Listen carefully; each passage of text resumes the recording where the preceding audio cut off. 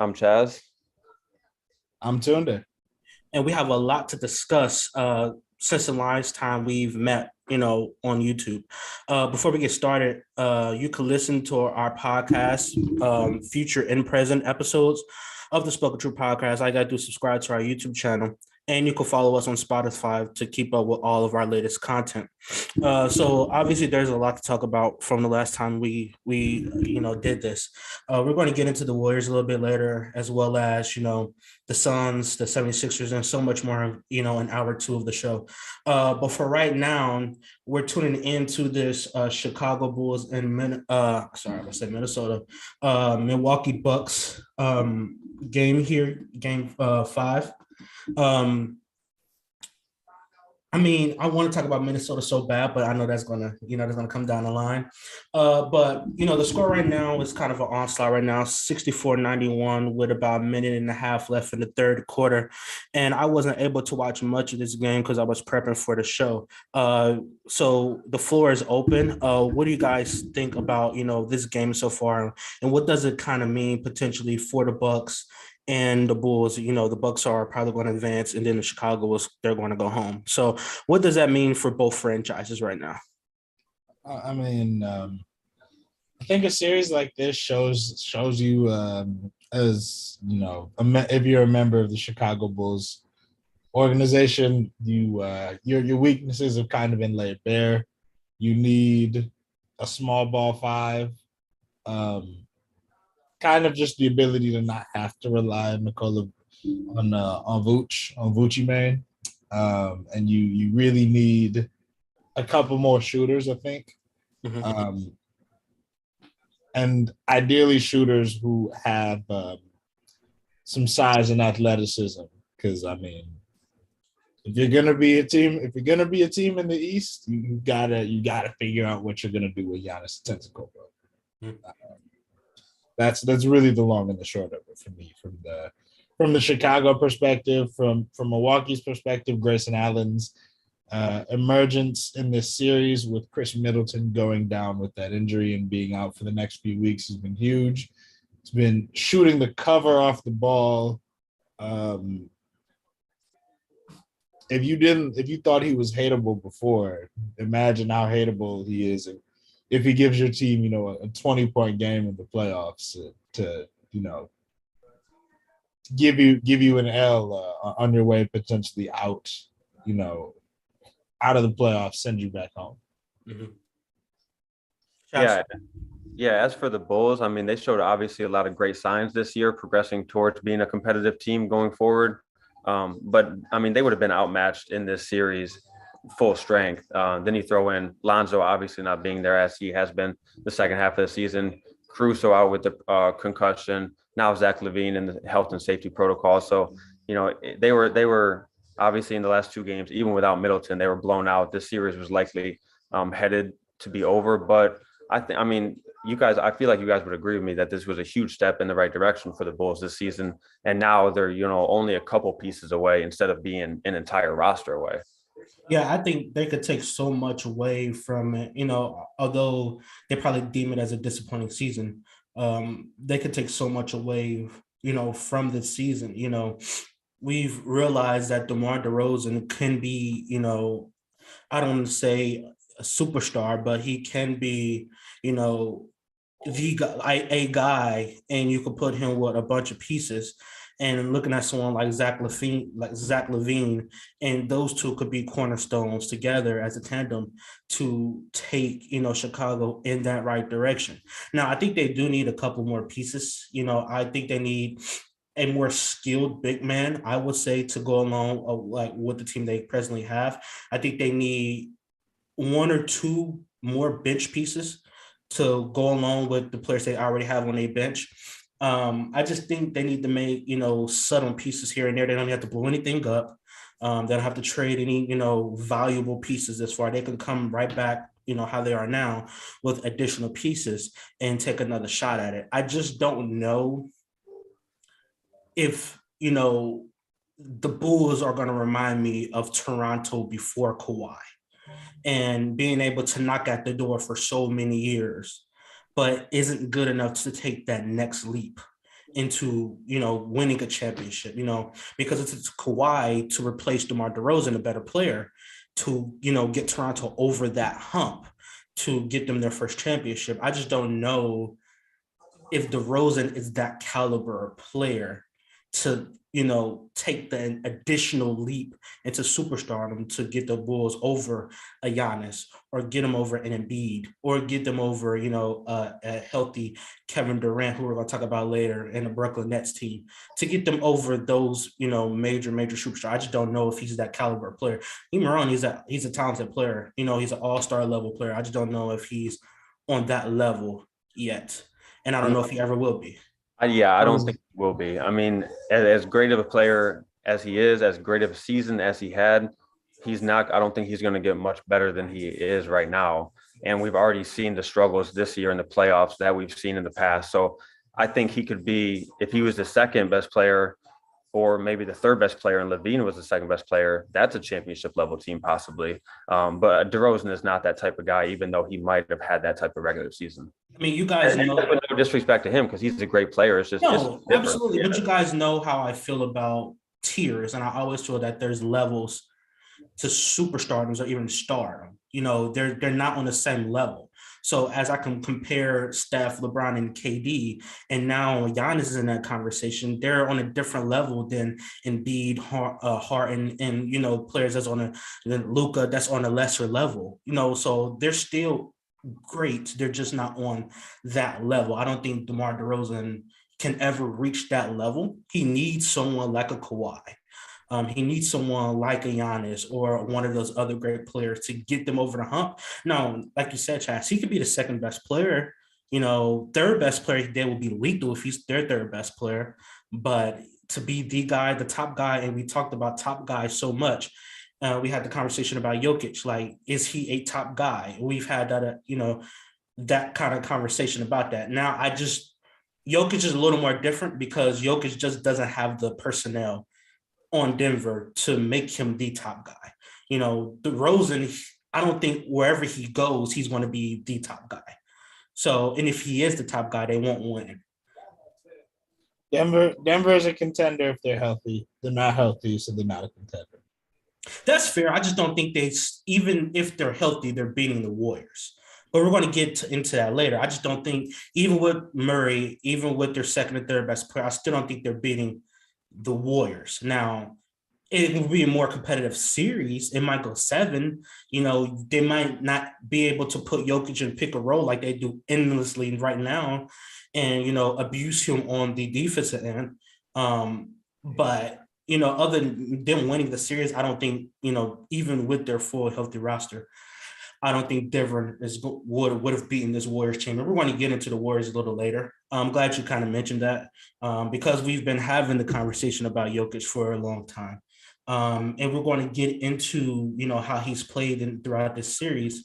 And does that affect how anyone feels about him as far as being a 2-time, assuming he's going to win MVP again, about him being a 2-time MVP and, getting knocked out the first round. I honestly believe that, him getting a game, that's nothing but respect because I'm of the mindset you can't get swept and be MVP.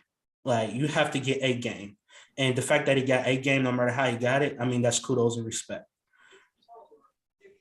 Just for me, like, why does it matter? They weren't going to win this series no matter what. They're significantly outmanned. Yeah.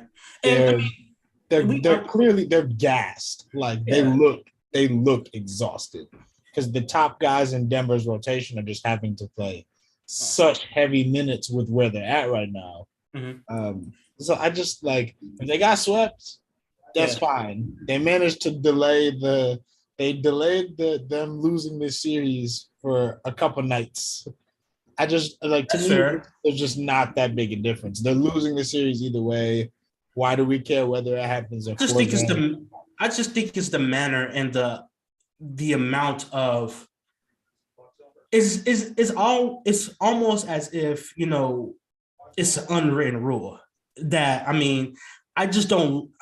know a lot of people that just don't look at superstar caliber players the same if they just get trounced. And obviously that didn't happen to Jokic because he's going out there and he's averaging almost 30, probably averaging more than 30, and he's putting on a show. And I'm glad they got that. Yeah, and I'm glad they got that victory. But again, we're going to talk about Jokic a little later, and I can explain further why I feel personally that I think superstars, if you're on that level, shouldn't get swept, especially if you're an MVP and you're back-to-back MVP. Do you think it's more about the perception of it then? I think it's more about the perception of it. I think people, I'm not necessarily saying me, but I know so many people who will discount what an individual accomplished in the regular season and will look at, okay, what did they do in the playoffs? Despite who they have on their roster, the personnel, I always of the mindset, AI got you one. AI was undermanned, understaffed. I mean, AI was 5'9", that team had no business getting even a game, and they got a game. So, I mean, I'm always of that mindset, AI got you one. So any superstar caliber MVP should be able to get you one. But again, we're going to talk about the Warriors and the Nuggets and a whole bunch of more teams in hour 2 of the show. But going back real quick to the Bucks. So what is the Bucks? Obviously, we know the Bucks are the champion right now. What is their ceiling in the Eastern Conference? Like, do you think their toughest output will be Boston, and why? Yes. Because I mean, y'all see that Boston team. They don't play there's not a single person in that Boston rotation that's that's not an above average defender. And there's several who are well above average. Like Marcus Smart I made this point to you guys a couple of days ago, but Marcus Smart just won Defensive Player of the Year. And I would argue that when healthy, he's like the 3rd best defensive player on Boston's roster. That's wild. That's wild. It's a special defensive group. And that's before we even talk about, you guys have heard me sing Jayson Tatum's praises. I think he's special. Is he a top 10 player? Is he a top 10 player? He's not far from it. I think so. He's closer where would you put him right now? If you had to make a list, like what range would you put him in right now? I think we would have to actually like go through it now as we speak. Okay, let's do it. Okay, let's do it. So off the top of my head, off the dome, if we're gonna do a top 10, we've got to have LeBron, we've got to have Kevin Durant, we've got to have Steph Curry. Giannis. Yep, we've got to have Giannis, we've got to have Nikola Jokic and Joel Embiid. 6. That's 6. We've got to have Luka. That makes 7. Okay. Damian Lillard will still be there for me. That would make 8. That's a question mark. I feel like Tatum. Yeah, I feel like right there, Tatum starts to get into that conversation. I think Tatum's better than Lillard right now. I think Damian Lillard. I think at the beginning of the season, I said Damian Lillard was 11th. So let's take Dame out. Let's say Paul George. Okay, so we're at 8. And then whoever else you may want to throw in the top 10. Okay. Maybe Anthony Davis. Maybe I think Tatum's better. I can't put this version of James Harden in the top 10. No, I'd rather put Kawhi in than Harden or AD right now. That's fair. That's fair. Because we have no idea what that shit is about to look like. Hey, at least he didn't hurt himself this year, though. Yeah. Yeah. So you have him fringe top 10 right now. It probably in your top 10. So he's if we went through it right now, he'd probably be for me like bottom of the top 10 or fringe top 10, kind of kicking it around with Dame, Jimmy Butler, but he's Jimmy Butler. Chaz, I know you have him top 10, right? He would be like Paul George. He would, yeah. I feel like I have him like between like 8 and 12. Like he's no longer with Booker and Mitchell and those guys. He's now up there with Paul George and Dame. So that's interesting because I remember, a couple of shows ago we were talking about that level of 25 and under, and we were saying Zion, we were saying Mitchell, we were saying Booker, we were saying Tatum. Has Tatum ascended all of them? I mean, I would say that would no. probably be closest. Who has he not ascended from that list? Luka Doncic is 23, so that would be number. I forgot about Luka. Okay, Luka aside, because Luka's in that superstar count. He's in that superstar tier. Right. So taking Luka out, we have Tatum, we have Mitchell, we have Ja, we have Zion, we Tatum. Has Booker, has he ascended all of them? In my opinion, yes. Okay. In my opinion, he has ascended all of them. The only in my opinion, he's ascended all of them. My kind of hot take with this is that I think Brandon Ingram is every bit as good as all of those other guys. A lot of those other guys we mentioned, like Donovan Mitchell. I wouldn't say that's even hot. I would say how he's looking right now, that's very respectable. Yeah, I think you guys have also heard me kind of drop the Brandon Ingram bus as well. But I mean, if you're asking me like past Luka, what under 25 guy am I taking long term? Like I would gladly build my franchise around Jayson Tatum, and I think I'm probably taking him before I take everybody not named Brandon Ingram. So, Chaz, where are you in this kind of where Jayson Tatum is as far as 25 and under and, reaching that superstar level? Has he passed all of them, the Brandon Ingram, the Jaws, the Bookers? Has he, Donovan Mitchell, has he passed all of them already? I think this season he has. And I mean, his two-way impact is greater than all of theirs. And I think that's a huge reason why. And it's even greater than Luka's, which is why I think he does have a chance to potentially get to Luka's level. I mean, we're talking about Luka being 7th probably right now and Tatum being, 10. He's not far, and that doesn't mean that guys like Ja or Devin Booker, can't also get into that conversation, because I think they possibly could, if they take another leap in the coming years. But Tatum's just been phenomenal. I feel like he really is in that like 8 to 12 range. Does what happens in this playoff affect you guys' viewpoint of where he is now? So say if because I believe personally, if they run into a Bucks team, which it looks like they will, I don't think the impact of that series affects Jayson Tatum of where we view him now. I think he will still be ascending past all of those players. And those all are good players, but he will be passing all of them because I believe Giannis is the best player in the world. And we're going to get into that. So, I mean, there's no shame of losing to Giannis. I will say that it will affect the way people view him. Oh, okay. Or the opposite. How so? But not for the reasons that I think you're thinking. I think the Celtics will win that series. So the stock just keeps rising at that point. Okay. So you will put Boston to beat Milwaukee in a 7-game series? I would. I mean, even watching this game, like Milwaukee is giving up tons of catch and shoot looks. Mm-hmm. And then when that's Boston, that's going to be Grant Williams and Peyton Pritchard and Al Horford shooting these. And we watch them, be able to fairly consistently knock those down in their past series and over the course of the season. And I mean, even in games where they didn't shoot the ball particularly well, they're still winning just because they are so hard to score on. Yeah. So we see this series, and we've talked a little bit about, Grayson Allen been getting off this series against the Chicago Bulls. Like, what is that going to look like when let's say we might have late shot clock, and for whatever reason Grayson Allen's got the ball, and he goes from having Derek White on him to getting a switch, and it's Marcus Smart to getting another switch, and it's Jayson Tatum. I like Boston's chances. It's gonna be a fun series, though. So, Chaz, does it kind of affect if Jayson Tatum doesn't get past Giannis? Does that affect how he has ascended up into this level?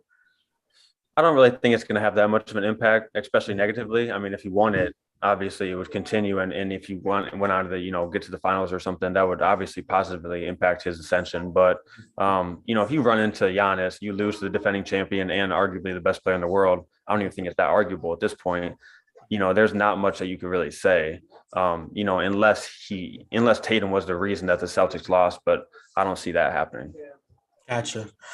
So we know that Boston is kind of, it looks like they're on the collision course to meet this Milwaukee Bucks team. We have to say, if, Milwaukee wins, well, clearly they're going to win because they're annihilating Chicago right now. They're annihilating them so much that we're not even going play by play on this game right now. So we're waiting for, Denver and Golden State. Before that game happens, I just want to preview and touch on it real quickly. The Golden State Warriors, there's been reports, and I believe they're confirmed, not only is Steph Curry starting in tonight's game, but they're starting with the sudden death lineup. A lineup that I don't think that they should be starting, because I'm of the mindset that is a lineup that you put in to come back from leads, to extend the leads, to stop the bleeding per se, or to kind of increase or decrease the momentum of your opponent and to increase your momentum. So I don't think that's something you should start out the gate with that kind of lineup. Despite all that, if you were Steve Kerr, would you continue to bring Curry off the bench for now, or would you move somebody else to the bench? See, I'm not a proponent of Curry not coming off the bench, because I think he's one of the most unselfish superstars that he would do that. I'm of the mindset that you can move Wiggins to the bench and you can start Looney, and you can bring Wiggins in whenever you want to, through his normal rotation, and when you want to do that sudden death lineup. I'm just of the mindset that Jordan Poole cannot go back to the bench because he plays better in the starting lineup. You don't want to continue to sit your superstar, because when it comes down to it, Western Conference Finals and potentially Finals, that's not going to be the case. So you need to get him in rhythm with the lineup that you're going to put on the floor, game in and game out.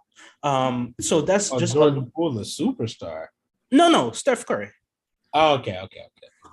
No, I said you don't want to continue to sit your superstar because they were sitting Steph. You want to continue to sit Steph when it gets to the Western Conference and potentially, the NBA Finals. You don't want to do that.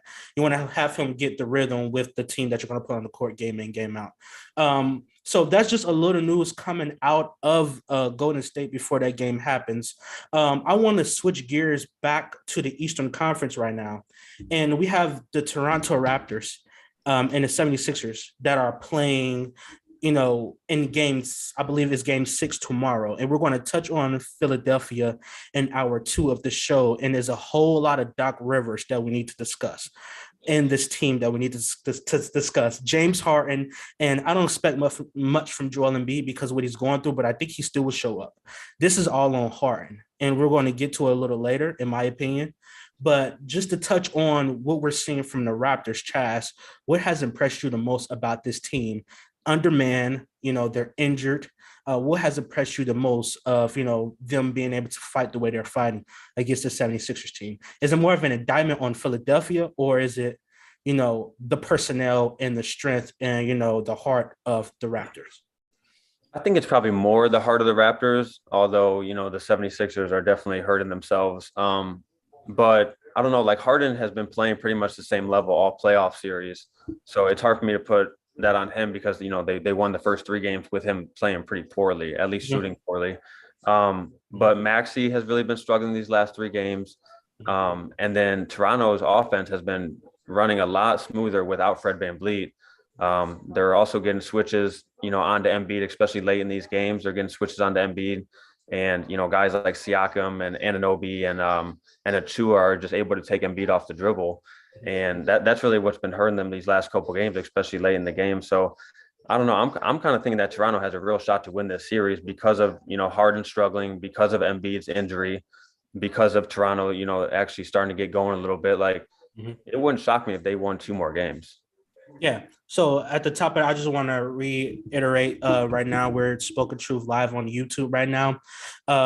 We're in hour 1 and hour 2. At the top of the hour, we're going to be discussing other teams as far as 76ers, the Golden State Warriors, et cetera, et cetera.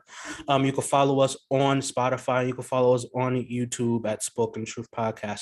Tunde, is it more of the Raptors' heart, or is it the lack of, I don't want to say personnel that Philly has, but, the players that they have? Is it more of Toronto or Philly? I'd say it's a combination of both. I think so. I don't think Toronto is better without Fred VanVleet, to be clear. Yeah, me neither. I want to preface what I'm about to say with that. But I think it's tough. I think it's tough because that kind of being a thing that we've seen mid-series has changed. It's changed the way Toronto's played, and by extension, has changed the way the series is built. We talk a lot about how Toronto is filled with, like at length about how Toronto's filled with athletes, especially on the perimeter and on the wing, with size and length. They have a bunch of dudes who are like 6'8", long arms, versatile defensively, kind of interchangeable parts. And Fred VanVleet was the small, like the only real true small guy on the court, and he's kind of the natural. If you're drawing up an offensive game plan, devising sets, kind of the natural, point of its natural point of attack, and the natural guy that you'd want to attack when you're designing an offensive game plan. Now that that's not there, and it's just all 6'8" dudes, where do you go? Yeah. A couple of these lineups. Oh, go ahead, Tunde.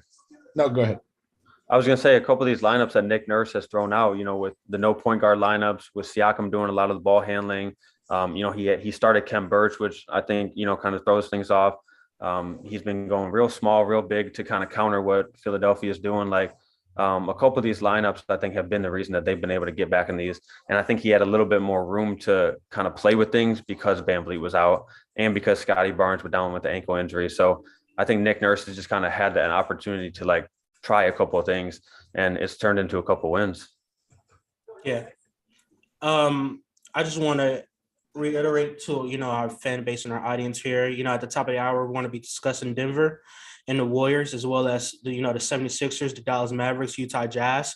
And we're going to be discussing the Brooklyn Nets later in hour 2 of the show. Right now, I want to talk about probably the most entertaining series that we have in the first round. The Minnesota Timberwolves and the Memphis Grizzlies. Now, excuse the rant that I'm going to have throughout this entire show. The Minnesota Timberwolves, this series should be over. This series should be over 4-1. It should be done. Not only did they blow game 2, 3, and 4, but not only did they blow 2 20-plus point leads, but they were up last night, with 8 minutes left in the game, up 11, up 13, got the lead back down. They put it back up to 11 or 13, and they're not able to close the deal. They're young, they're dumb, they make stupid decisions, they turn the ball over so much. The coach does not know when to stop the bleeding. The Memphis Grizzlies went on a 23-0-ish run and took the lead and won the game. That is coaching. That is his inability to make decisions on the fly. That's the team being young, stupid, turning the ball over. That's them gloating so much. That's them doing all this talk on social media and doing for both teams, I might add, doing all this talk on social media. And it just has me so, it's making my skin crawl that the fact that you have a team like this that is so talented. They're so young, but they're so talented. And they have a superstar in the making if he plays like it. They have a potential second one in, Anthony Edwards if he plays like it. Just making dumb decisions. Anthony Edwards last night decides with 4 seconds left in the game to try to pick John Morant, leaving the entire right side of the court open for an easy layup. Sorry, left side. I'm trying to pinpoint. I'm looking at the court right now, trying to pinpoint what side he went on. Left or right side, doesn't matter. He was open. The bank was open. He went for a steal, and he let Ja get a wide open up and under layup that Ja does every single time. Now, give credit to Ja Morant. He scored 16 points in that fourth quarter. He struggled throughout the entire game, and this is a trend that we've seen from Ja Morant the last 2 to 3 games. He struggles, but he's able to make it up when it matters the most. And last night was a prime example of him scoring 16 points. He inefficient, but he scored 16 points, and he led his team to that win. The dumb mistakes of the Minnesota Timberwolves, 23 turnovers. I mean, I know a lot of teams turn the ball over. I know that. I mean, Golden State is the golden child of turning the ball over. But when you have a team that is so young, and I don't want to keep saying they're dumb, but they're so young and dumb that they make stupid decisions. Karl-Anthony Towns, they're up 13. He dribbles the ball up the court and he shoots a fadeaway Dirk Nowitzki 3.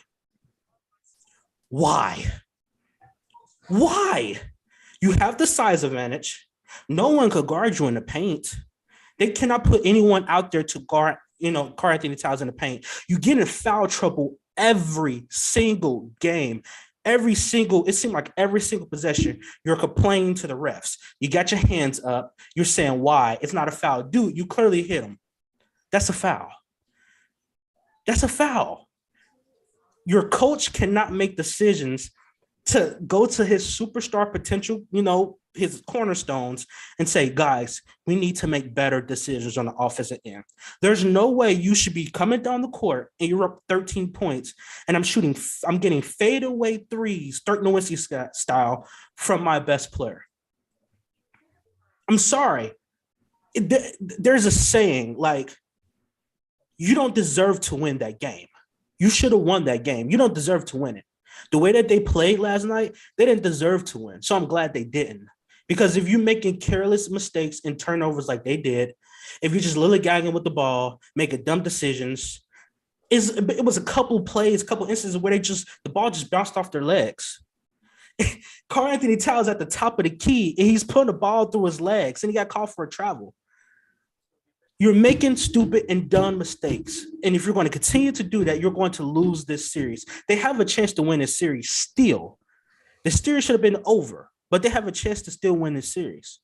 And they don't deserve it, but they still have a chance to, because Memphis is playing equally as bad. And I'm just done. Someone take it away. Thank you. So when we talked about this after game one, I said I really just think that from a personnel perspective, Minnesota is just a really tough matchup for Memphis because of what they offer. Karl-Anthony Towns has a lot to do with it. There's enough scoring and athleticism on Minnesota's roster that it's hard to trap these guys and kind of play. It's hard to trap these guys, and then it's hard to maybe blitz and get out in transition. And we saw that in the regular season, that's something that this Memphis team is great at. It's turning defense into offense and running, getting out in transition, and making some pun intended, some jaw dropping highlights. Yeah, I saw that smile, Chaz. That was a good one. I know. But what we're getting with this series is that Memphis hasn't been quite able to get out and run how they wanted. And like we watched game 2, we talked about game 2 live on here. And that was a game in which like Minnesota just to kind of echo Danny's point, Minnesota did a lot of dumb shit, and then the game was over before it really started. There's been a little bit less trouble with Cat fouling himself out in the first quarter in the rest of the games, which is greatly aided Minnesota. But yeah, I gotta echo a decent amount of what Danny said with Minnesota and the team basketball IQ just not quite being where it needs to be. And it's even when they're winning. They win game 4, and we're watching them at the end of the game, up 4 points, 4 seconds to left. Memphis has no timeouts. They got to go full court. And I see, The only thing you can't do in that situation is foul. You might foul a 3-point shooter who makes a shot. They get a chance to tie it up, right? Somebody gambles for a steal in the backcourt, which, you probably shouldn't do, but all right, it's not the most inexcusable thing. Desmond Bane ends up getting the ball, rising up for a three. Anthony Edwards contests the three like his life depends on it, like sprinting at him. Comes this close to fouling him, and Desmond Bane makes a three, and it's like, what the fuck are you doing? Unexcusable. I mean, it is bad coaching on every level. Literally. In that situation, I almost feel like the ref should call a foul on you.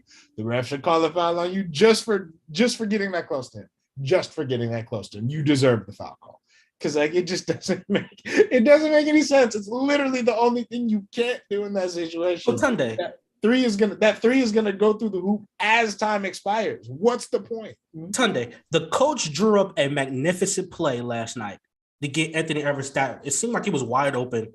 The corner wide open. That corner three that I think it gave them the lead. I think by one. Yeah, it did give them the lead by one. I think so. Tied it. Yeah. Tied it. Okay, it tied it. So he draws up a magnificent play. And then they come right back down. And Anthony Edwards give up a wide, uncontested layup. It was a bad decision to gamble. If there's anybody you don't want to go high side on in that situation, like Ja Morant is like top 5 in the NBA of list of people you wouldn't want to kind of give a runway to in that situation, which is the gamble you're taking when you don't get to steal. Just staying solid in that situation when there's just a few seconds left is the move. But 4 seconds. If he beat us on a contested jumper, I can live with that. I could go to coach and say, "Hey, coach, he just hit it. Hell of a shot. Good job, Ja. Good job." But the fact that you gambled on a steal and your team did not crash to the paint, what are you doing? If you're going to gamble on a steal, you need to communicate with your teammates. Like, hey guys, I'm probably going to gamble and try to steal the ball from him. 4 seconds left. I'm going to try to do it. If he gets past me and I end up being by half court, then you guys need to crash into the paint. And they need to understand that. That's what they're going to do. I don't even care because by the time Ja gets into the paint, there's not enough time to even pass the ball out to Baines or anyone else to try to shoot a three. It's 4 seconds left. So you need to crash. If they're going to do that, he's going to gamble. He needs to communicate with his teammates and say, hey, guys, I'm going to go for the steal. I'm going to gamble it. Crash to the paint and make sure he doesn't get a layup because there's no other option at this point. It's 4 seconds left. We act like it's eternity. It's 4 seconds. By the time he make his first move, 2 seconds is off the clock. He doesn't have time to pass it out to a side three. There's not enough time for that. They don't communicate. They make dumb mistakes. The coach makes dumb decisions. And it's not all on the coach. He's a young coach too. I'm just saying, when your team is getting outscored 23-0, you don't call a single timeout. You don't call a single timeout and be like, let me stop the bleeding. Go down the court on offense and let them, get in the half court system. Let me set my offense up and let me go get a bucket to stop their run. No, the coach okay, I got my guys are going to do this. And then he watched them in the process score 23 unanswered points. I don't know what to say about that. I don't know. You deserve to lose if you're going to do that.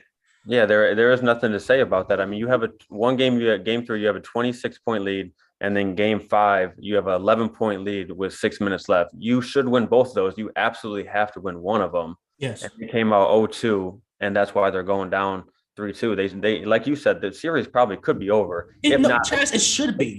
It could be up 3-2 going to Minnesota at work. The Timberwolves should be advancing already before we even have this game 5-6 tonight with the Warriors.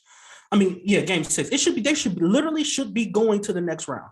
They blew 2 20+ leads and end up losing the game. Yeah, if that's not bad coaching, I don't know what it is. Yeah, I know some people are saying Chris Finch was kind of, he didn't want to use the timeout because he used the timeout in the first half when Memphis made a run and it didn't work. But it's no, they were on a 23-0 run. You have to call timeout at some point. You have to break up the momentum. You have to make a substitution. You have to try something new. The entire lead was evaporated. Yeah. and he didn't use a timeout. I mean, you absolutely have to in that case.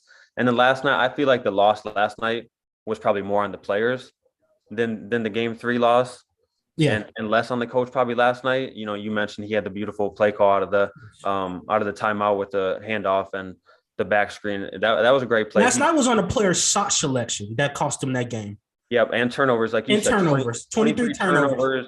The way Memphis has been able to get back in this series has been a lot in transition, and then has also been on the offensive rebounds with guys like Clark doing a lot of work down there. Clark had 9 offensive rebounds last night, 7 in the fourth quarter. That, along with turnovers and bad shots, the whole lead was gone. The most shocking thing to me is that the Memphis Grizzlies' best player this series has been Desmond Baines.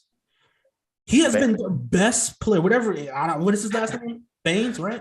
Bane. Damn, don't disrespect. Hey, he's a really good player. No, but he's been their most consistent. He's been their best player. Yep. And if he's going to be the best player, the Minnesota Timberwolves should have won. They should win the series.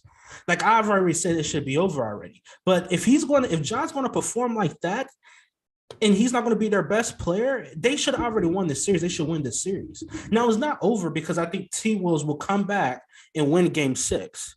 And then we're going to game 7. But I just don't, they're both inconsistent. Both of the teams are inconsistent. They're both young and dumb. They both make stupid decisions. For sure. We've just seen, it feels like Memphis is making a lot of their mistakes in the first half, with the exception of game 2. And they're kind of digging themselves the hole. And then they're able to get going in the second half, and the Timberwolves collapse.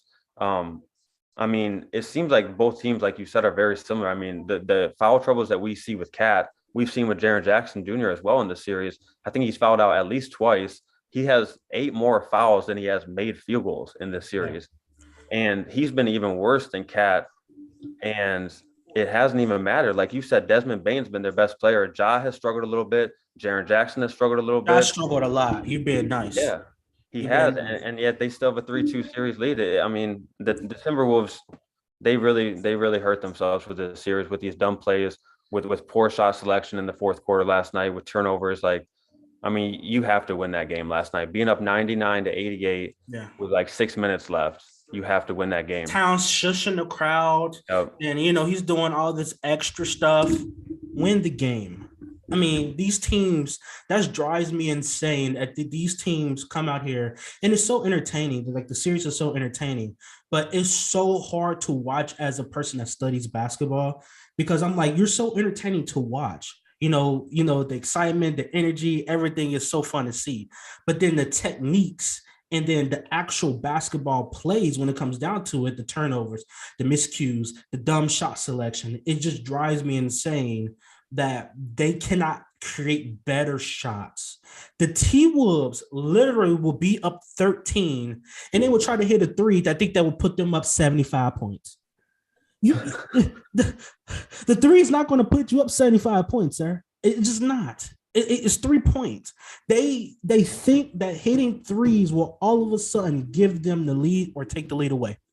That's not how it works.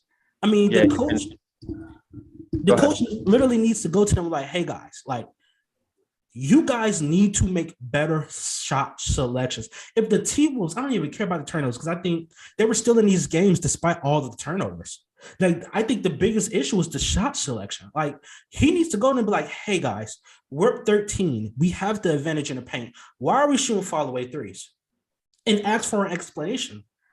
Because Edwards does it. D'Lo does it. Towns is the master. He's the king at it. Like, why are you doing that? You're up so much. Like, why are you doing that? You see what's working. You see going to the paint. They can't stop Towns. I don't care who you put on him. Jared, he's in foul trouble every single game because he's trying to guard Towns. He can't do it. Like, make better decisions. And literally, that's all I'm going to say about that. And make better basketball decisions. And we've spent so much time on this. Chaz, go ahead. Chaz Sunday, go have to have the last word on this one. Yeah, I was just going to say, it seems like once they get those, leads, whether it be 13 or, when they were up 26, it was totally out of the question. Mm-hmm. But they just stopped running their offense. They stopped looking for the quality shot. They start settling into ISO. They start settling into a lot of 3-pointers. In those last few minutes, even when they still had the lead and they were just trying to hang on last night, they still weren't getting good shots. D'Lo was taking contested jumpers. Cat was taking contested jumpers. Edwards was doing a lot of isolation step backs, and they can all make those shots. And if they hit one of them, they probably win the game. But none of them were good shots. So if you get one or two good possessions out of those, you probably win the game. Yeah, that as I said, like they think shooting those threes, well, all of a sudden, if they're up 13, they're all of a sudden going to be up 40. Like that's not how it works. They think that shooting these threes and being able to, try to get the crowd out of the game or get their crowd in the game is going to cause them to all of a sudden be up this massive lead. And that's not the case. As we get ready to do play-by-play for the Warriors and the Nuggets that's coming up in about 5 to 10 minutes. I'm just going to say it because I think it's relevant to what we're talking about right now. Neither one of these teams can beat Denver or Golden State. I mean, from the mistakes that I've seen from the Timberwolves, they don't have a chance against either one of these teams, whoever comes out. Memphis has a better opportunity, a better chance, but at the end of the day, they're not beating either one of these teams, in my opinion. I just think that's where it is right now. We can touch a little bit on what we're seeing from Memphis and Ja Morant specifically in this series. How do you feel like his play has affected, the Memphis in their chance of actually getting out the West? Do you think teams has figured him out? I wouldn't say they figured him out, but it changes in the playoffs. There's not as much fast breaks. It's a little more half court oriented. You have to execute more, and that's not always Ja's game. We've seen teams go under the screen on him, force him to take outside shots. If he's not hitting that, we've seen a couple of these games where he really is struggling to score. Through the first half, through the first three quarters. Last night, I think he had like 10 points before that dunk. Which was insane right before the end of the third quarter. And then he goes on to score 18 or whatever it was in the fourth, 16, I think it was in the last 6 minutes. But for a long stretches in this series, Minnesota has done a good job of defending him. And if that's the case against a Golden State in the next round, I just don't think Memphis will be able to keep up then. He has to be, playing at a high level, scoring at a high level against a team like that. Yeah, so I just want to update the audience on what we're doing right now. We're waiting on the start of Golden State versus Denver to do our play-by-play. The game is going to start in the next 5 to 10 minutes, and as soon as we get that game rolling, we will go and start doing play-by-play. But right now, Tunde, I wanted to ask you the same thing I asked Chaz. We talked about the Timberwolves a lot in this segment. What does this series say about Ja, and has this series kind of like expose his weaknesses for future playoff series if they got past the Timberwolves? Nah. No? Okay. Nah. He's still a very elite basketball player. I think we saw this last year too. Like he's not a super active jump shooter, especially a super active mid-range jump shooter. And I think, you would like to see him take a few more of those. But generally speaking, I think you can get away with those when you have like the floater game that he does and the the ability to work in that 3 to 10 foot range when you can't get all the way to the rim. And that's really what it is. If you're going to be somebody who makes a living getting 2 feet in the paint and going from there, you need to be able to score when you can't get all the way to the rim, because in the playoffs, there are just going to be times where you can't get all the way to the rim.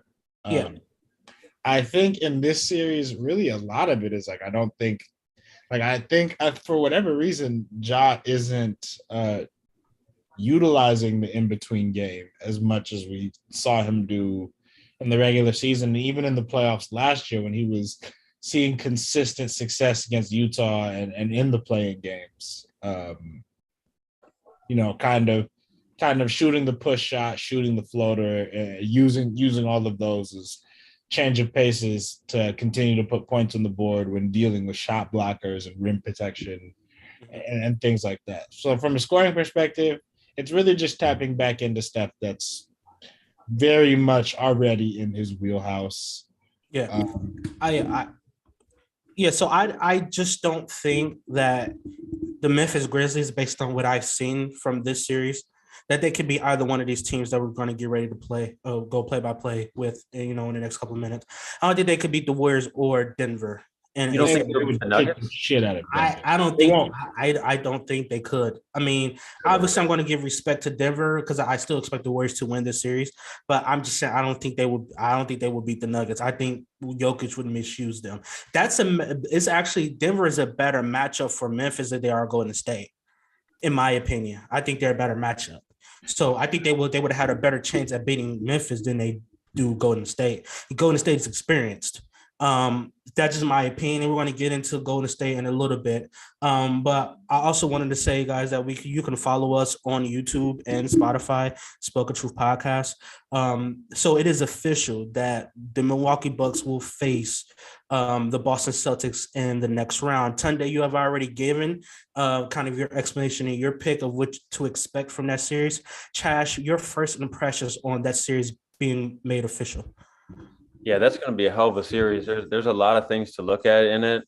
And I'm kind of going back and forth on who I think is going to win. I do think the winner of this series is going to come out of the East. And I think this series probably goes 7. You think the winner of this series comes out of the East here? Yeah, the Celtics. Okay. I think this winner of the Celtics Bucks, I think they're going to come out of the East. Okay. But I do think this series is likely going to go 7. And I think Khris Middleton's injury is going to have a huge impact on it. We talked earlier about Grayson Allen shooting, in these last 3 games has been incredible, but you need Khris Middleton, I feel like, to beat the Celtics. And, the Celtics, we were kind of worried about them coming into the playoffs with Robert Williams, his injury. They seem like the team now that's fully healthy, that is playing at a high level. And, I'm not saying they're a favorite to beat the Bucks, but I think that, there's just as good of a chance that they do get by Milwaukee, especially with the Middleton injury and the fact that they have home court advantage. Yeah. So again, as we get set for this Denver Nuggets versus Golden State Warriors game 6, I believe. I don't know why I keep getting these games mixed up for some reason, like 5. the timing of it. Game 5. I don't know why I keep getting 5 and 6 mixed up for some reason. But as we see that the Golden State Warriors are going to start this sudden death lineup here with the 3-guard backcourt. And, I feel like we got to workshop that nickname a little bit still.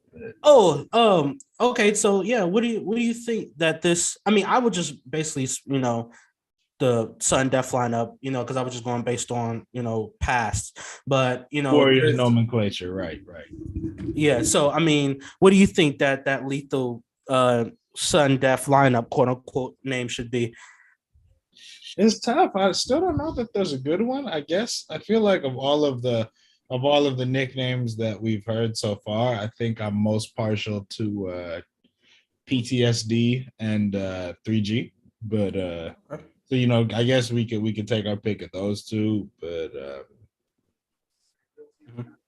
that's where I'm at. What is your nickname? Your favorite nickname, Chad? Yeah, we talked about this a little bit last week. I feel like PTSD is probably the best, but it leaves out Wiggins. So I think that's probably fine. Obviously the other guys are more the focal point. Tunde hates. Tunde hates. I think you hate Andrew Wiggins, man. I really don't. I don't hate Andrew Wiggins. I think he's a perfectly fine player.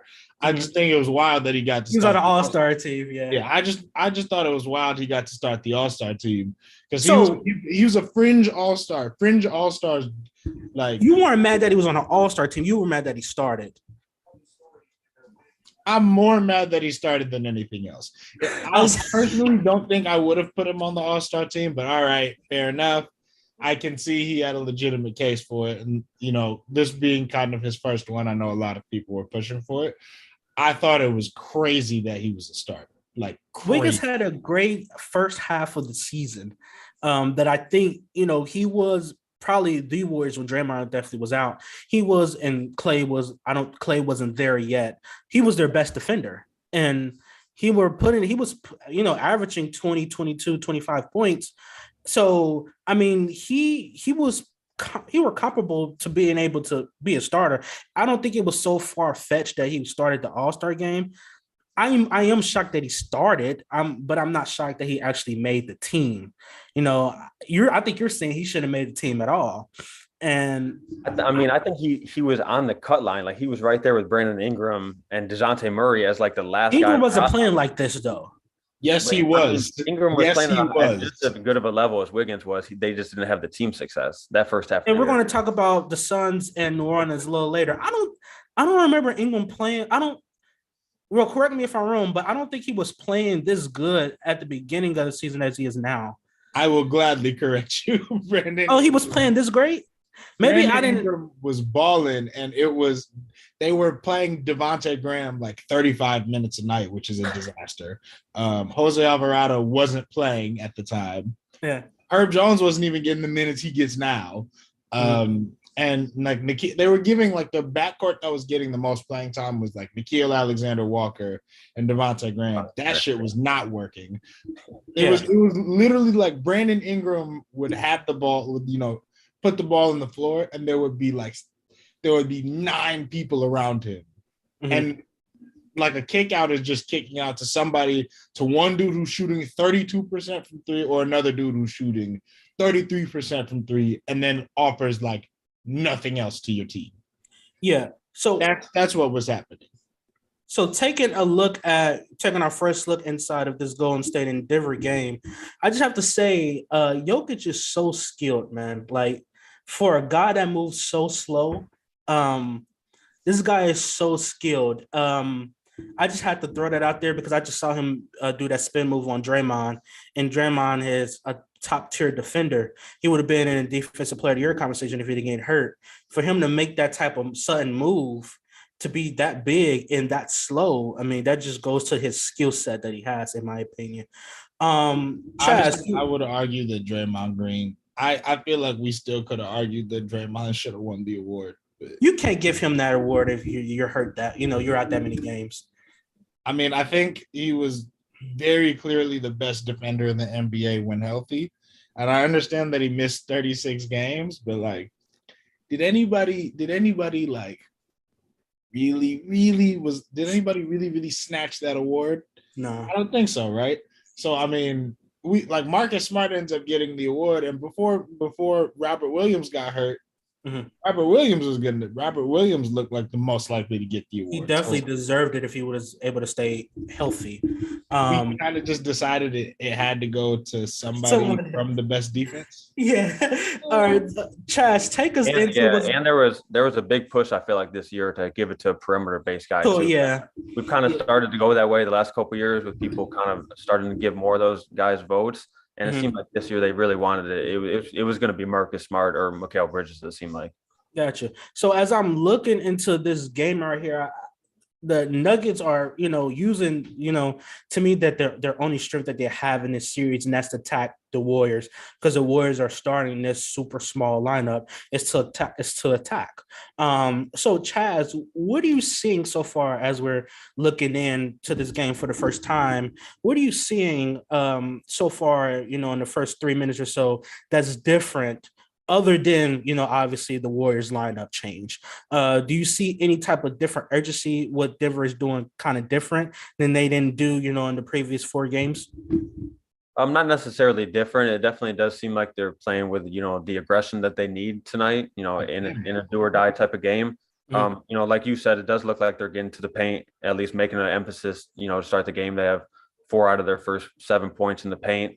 On the other end, it's exactly what we thought. It's going to be spread them out. Curry's already got a 3-ball. Wiggins already has a deep one. It's going to be really difficult, I feel like, for Denver to stay in this game if Golden State is clicking on all cylinders, as Draymond gets a nice finish throughout the pick and roll from Clay to go up 10-7.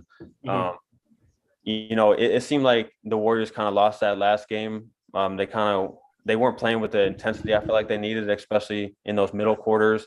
And then they also had a series high 17 turnovers. I feel like if they take care of the ball and they get good shots tonight, I think the Warriors are going to be able to win. Gotcha. Tanya, you want to take us play by play? What's going on, man? I was about to say that last possession that just happened. I kind of feel like I was transported back to the 2015 NBA Finals, when we were watching LeBron have to start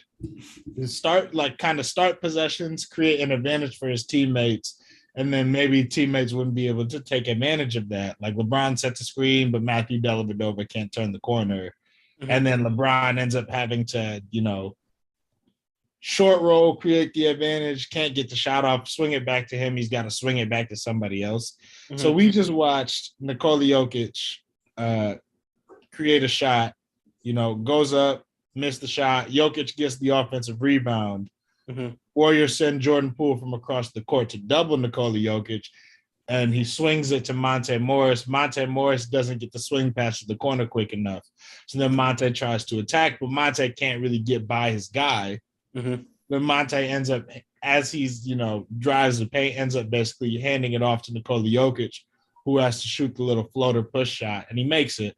But it's just crazy to watch. Nikola Jokic creates the advantage. Teammate can't take advantage of it, And then Nikola Jokic has to finish the play. Like it starts and ends with Nikola Jokic to a bit of an unhealthy degree, but that's just where they're at right now with the personnel that they have, healthy and available. Yeah, I think that he does so much for that team that he literally generates every single offensive possession for that team. And if he don't, it seemed like they know.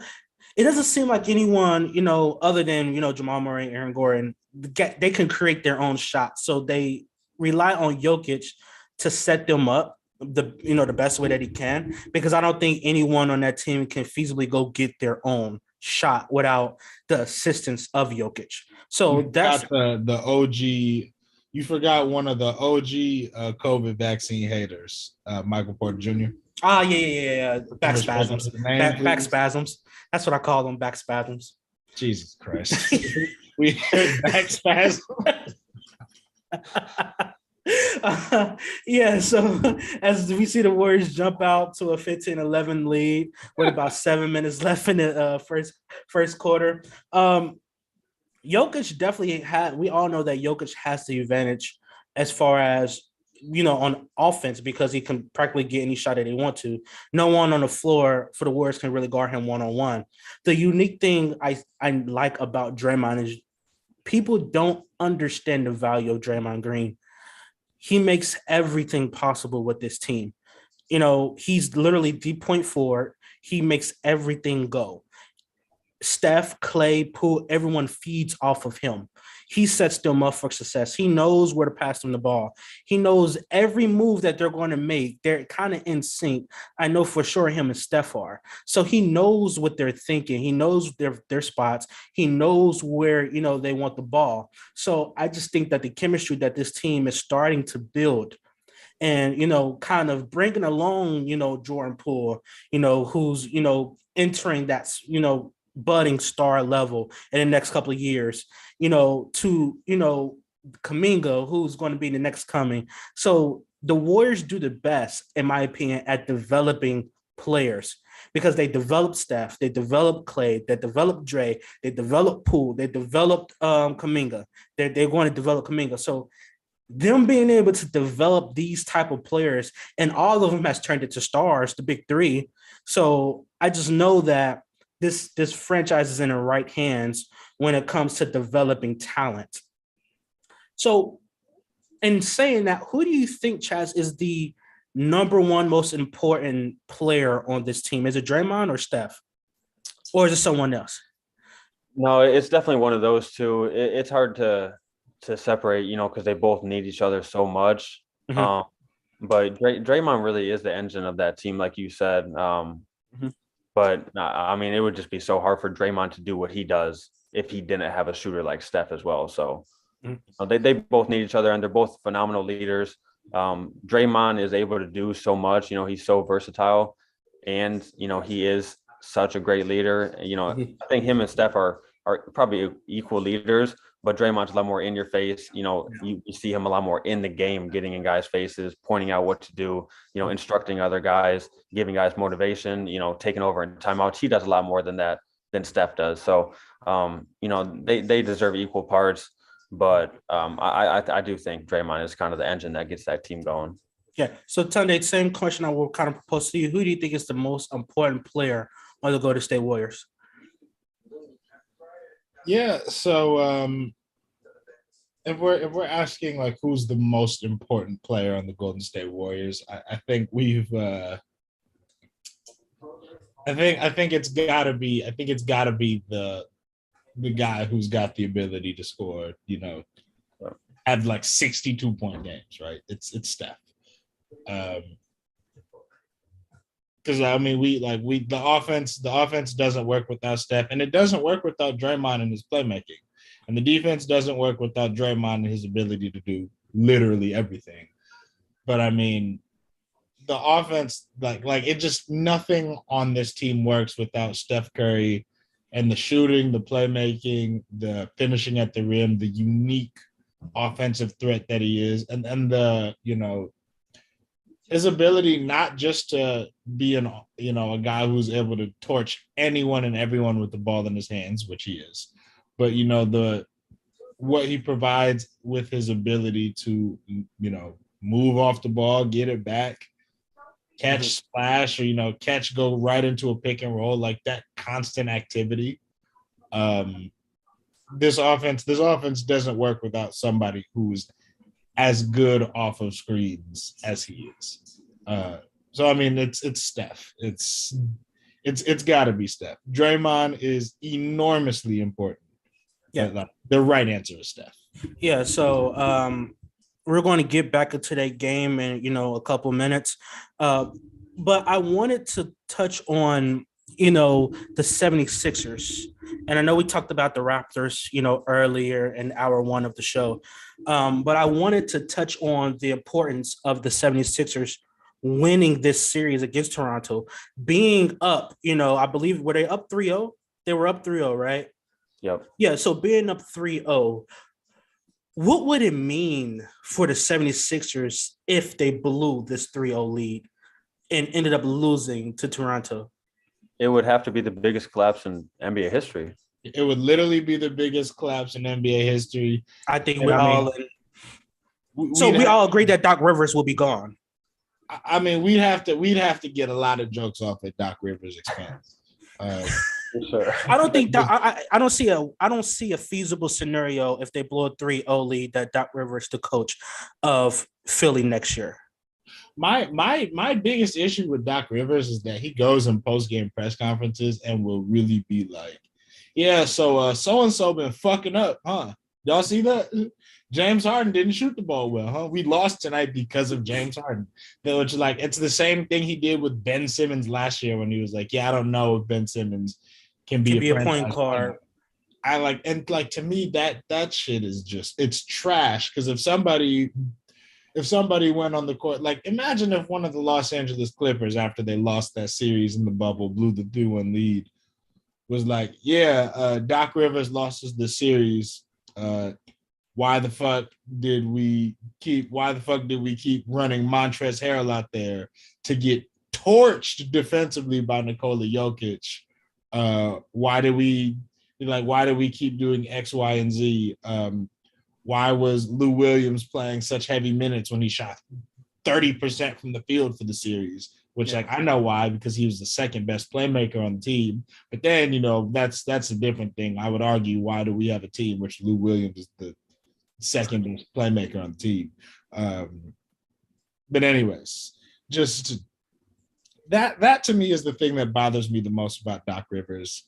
Like he never publicly takes it. He doesn't seem to publicly be willing to take accountability when things, don't go as they should. And if I was a player, that would piss me off to no end. So Chaz, question. So if we're going to go with the scenario of them blowing this 3-0 lead, and I would say, in a perfect world, I thought Philly was going to win this series. I mean, no, I actually thought Toronto was. But if they didn't blow the 3-0 lead and, they won 4-2, I would say, okay, bring the team back how it is.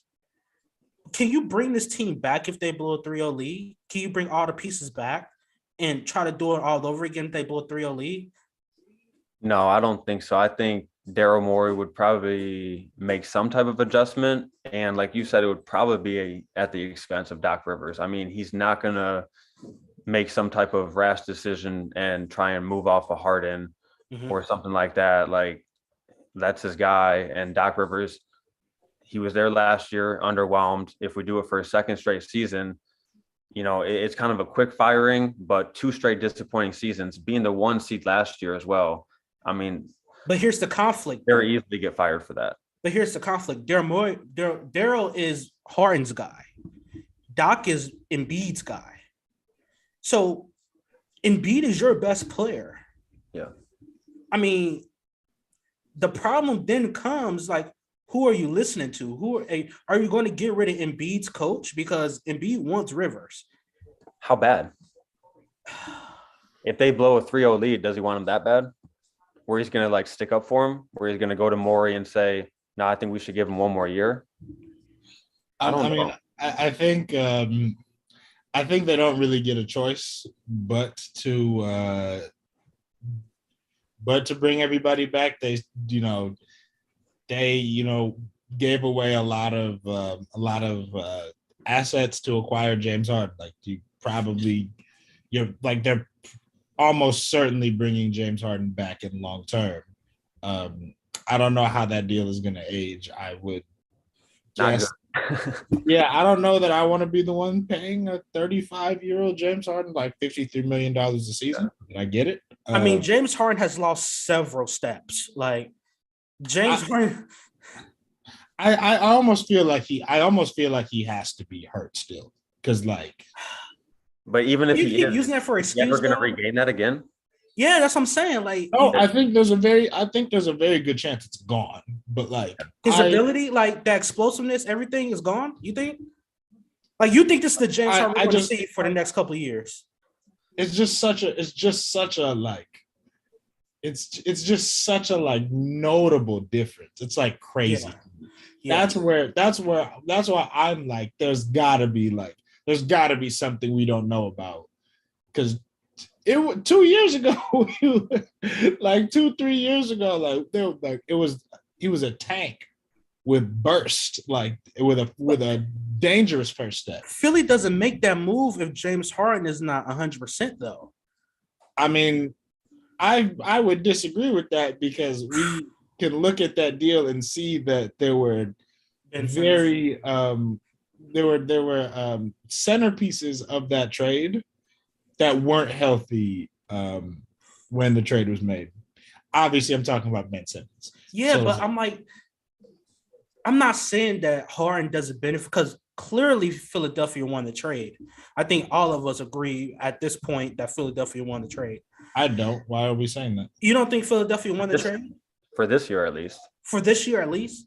Right, but I don't think we just judge trades on 1 year. And I think it's clear, no matter what Ben Simmons is going through. I know he's going through a lot, but I think any version of Harden is going to be any better version that Ben Simmons is going to give you. See, I disagree. He's 25. I disagree with that. A healthy Ben Simmons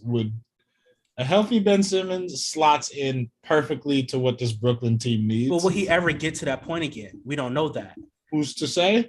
But also, again, we just talked about it, but the contract that James Harden is going to get is going to be, again, he's going to be making somewhere around $50 million a year. You're maxing him out, and it's his last big payday, basically. He should be Brooklyn. There's a chance we look back at this. There's a chance we look back at this in a few years and say that Brooklyn won the deal just by virtue of not being the team that did. But that's only, in my opinion. We're going to get into Brooklyn in a little bit, but that's only in my opinion if Brooklyn caps it off with a title with Ben Simmons. If they don't cap it, I believe Philadelphia is going to the table we have this year, next year. I believe Philly has a 2-year gap. We have this year, next year. They probably won't get it this year, but you can come back, bring it all back. I don't know. That's why it depends on if they blow a 3-0 lead. Because if you blow a 3-0 lead, I don't see how you bring Doc back. But if you don't, then I'm like, okay, bring him back, bring everyone back, and you can say, okay, we're going all out this year. I think it's a 2-year plan for Philly. Only if they don't blow a 3-0 lead. Like, if they blow a 3-0 lead, you have to blow this up. Like, I don't know how. It starts with the coach, but you have to blow this up. Like, you cannot keep this team intact if you blow a 3-0 lead. Against a undermanned Toronto Raptors team, you cannot keep this together. Because to be quite honest with you, this is the easier it's going to get. Like, Toronto is no slouch, but this is the easiest it's going to get for them. Like, you're not going to beat Milwaukee. You're not going to beat Boston. You're not going to beat. I mean, they get what? Miami if they.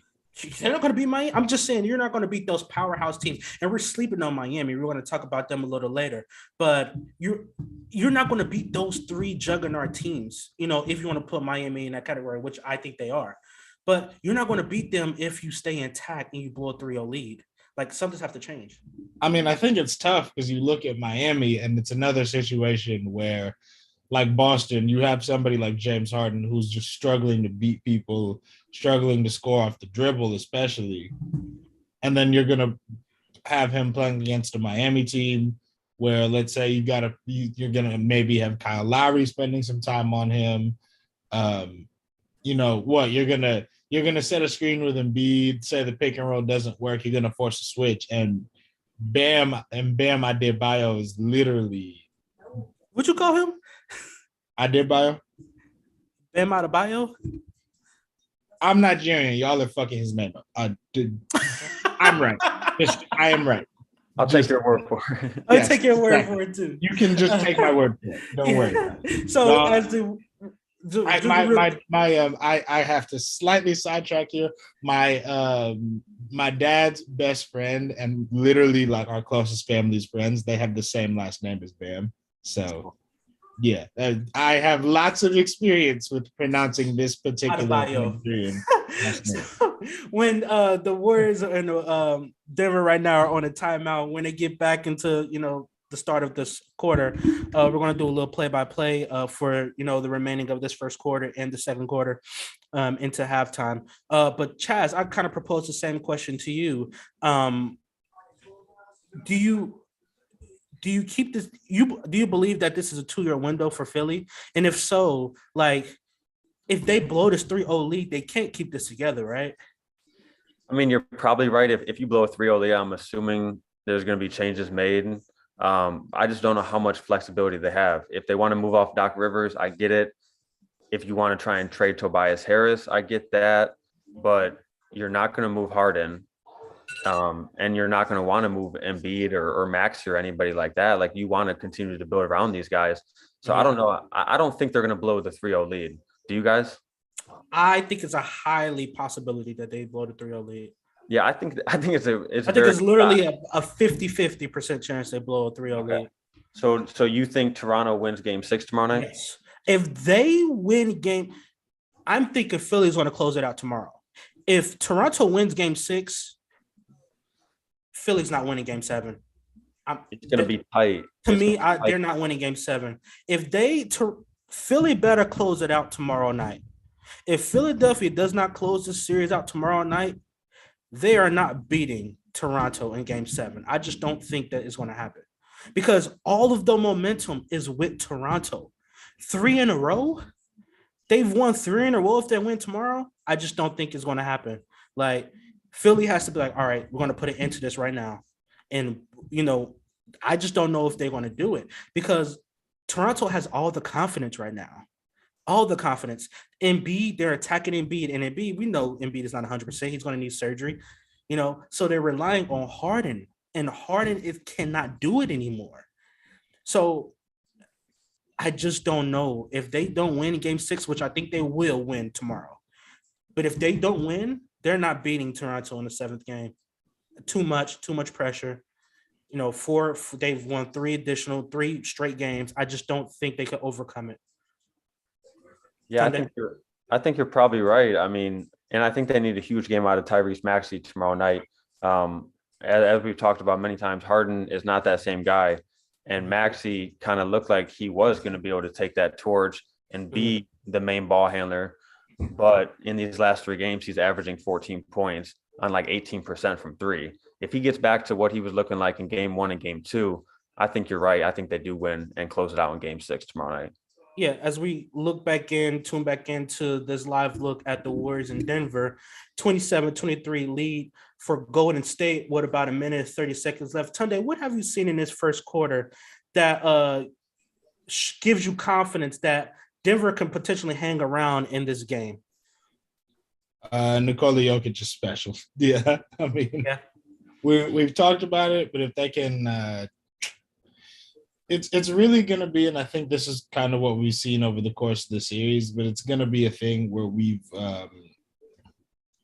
where the real fight for Denver is kind of weighing, obviously needing Nikola Jokic to carry the weight here versus how quickly do he and, you know, the top 6 guys in the rotation with like Aaron Gordon, you know, Monte Morris and Will Barton and those guys, like how quickly do they get gassed, essentially? Because I mean, it's we've seen over the course of that series that more or less once that has happened, it's like the Warriors have gone on run. The Warriors have gone on runs. I mean, we even saw down the stretch of the last game. They all looked exhausted. They were able to, you know, close it out. Obviously, Jokic creating that shot from Monte in the corner. But Nikola Jokic is always good enough that you have a chance. Gotcha. Yeah. So and Aaron Gordon has looked. Oh, go ahead, Danny. Oh, sorry, Chaz. I wanted to ask you, because we got the perspectives from Denver. What are you seeing from the Warriors that gives you confidence that they can win this game right here? And it's close, you know, after the first quarter. So it's close. So what are you seeing that gives you confidence that the Warriors can win this game and end this series? Yeah, I mean, they're getting quality shots like they always do. Steph had a wide open 3 right there. He just missed it. They haven't looked, you know, extremely sharp in this first quarter. They kind of built a 7-point lead and then let Denver back in a little bit. But I don't know. I haven't seen anything from this game that makes me think that the Warriors are going to lose.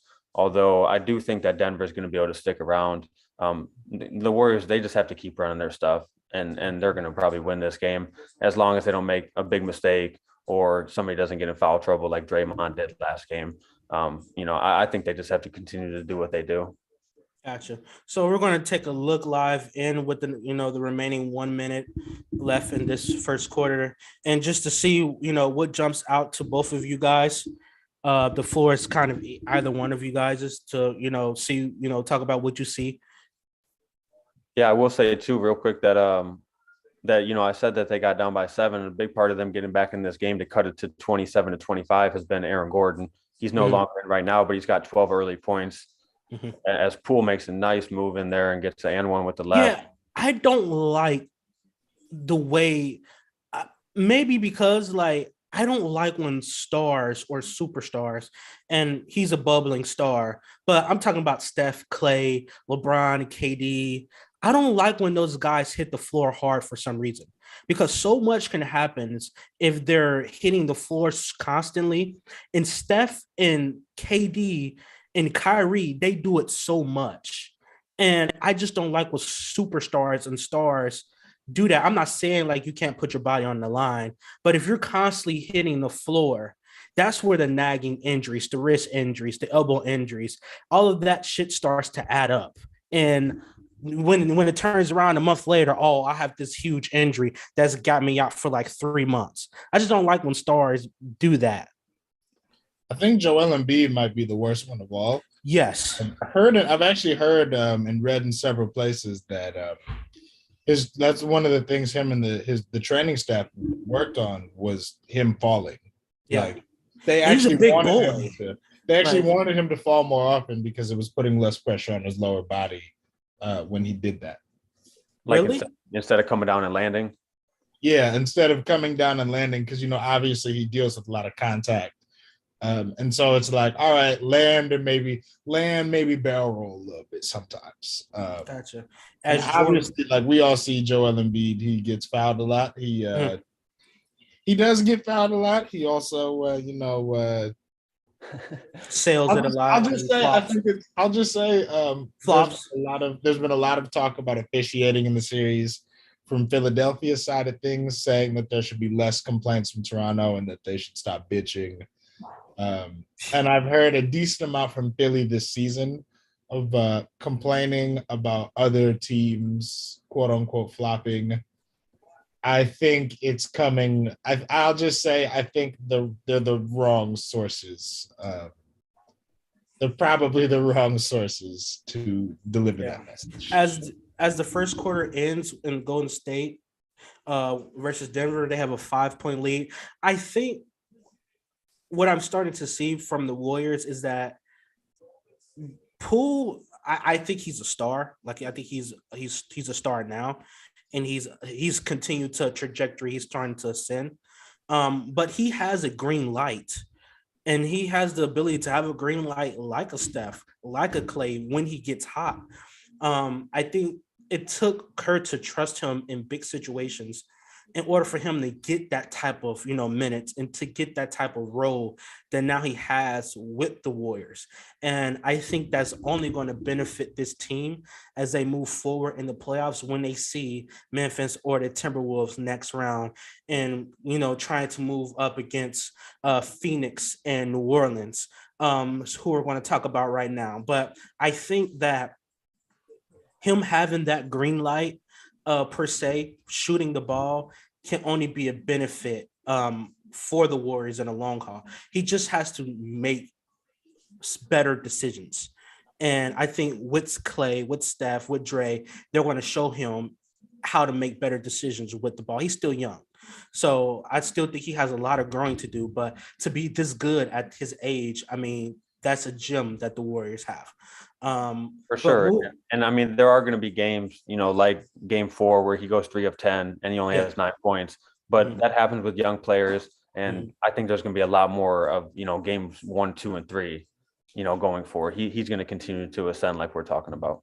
Yeah. So as we end our second live look into this game, we're going to take another couple looks in the second quarter. But I want to touch on the New Orleans, I was about to call them New Orleans Saints, the New Orleans Pelicans, and the Phoenix Suns. And we're hearing that Devin Booker may be back for game 6, potentially. And if they force it to a game 7, if he's not there for game 6, he's probably going to play in game 7. Tunde, what does that, what news does that, is that good news? I mean, obviously I don't think that's good news for, the Pelicans, but I'm going to I don't know if it's a spoiler alert, but I think the Pelicans actually have a good shot at winning this series if Booker is not 100%. Up to this point, I think they've played. I think up to last night, I think the Pelicans played 8 quarters better than Phoenix, and Phoenix had one good quarter. That was game 1, and I think they've played better up until last night. Where I think Phoenix got all of their energy back. They got help from Bridges, Crowder. They got help from a lot of, their bench presence. So they're going to need that going into game 6. But if you have Booker back, how does that impact your team, Tunde, if you're the Suns? Like, do I rush him back? Am I bringing him back too soon? Or, do I just take a gamble and hold him off to a game 7? If, we can't get it done in game 6. Under no circumstances am I rushing him back. New Orleans is capable of winning the series with no Devin Booker out, but again, it's another situation where last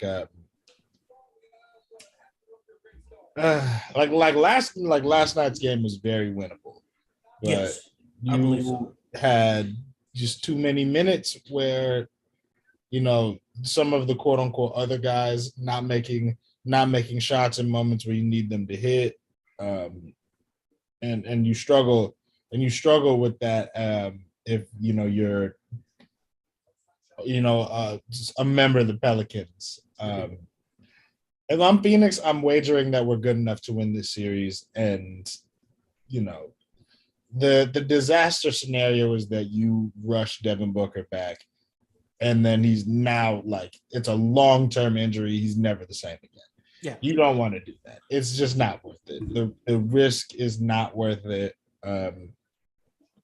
You just to me, you hold him out until he's like for sure ready to go. So, Chaz, you've been high on Phoenix all year, and I believe you have too, Tunde. Been kind of high on Phoenix coming out of the Western Conference this entire year. Me? No, Chaz. I know you were high on Phoenix, but I'm not saying you picked them to come out of the West, but I know Chaz did.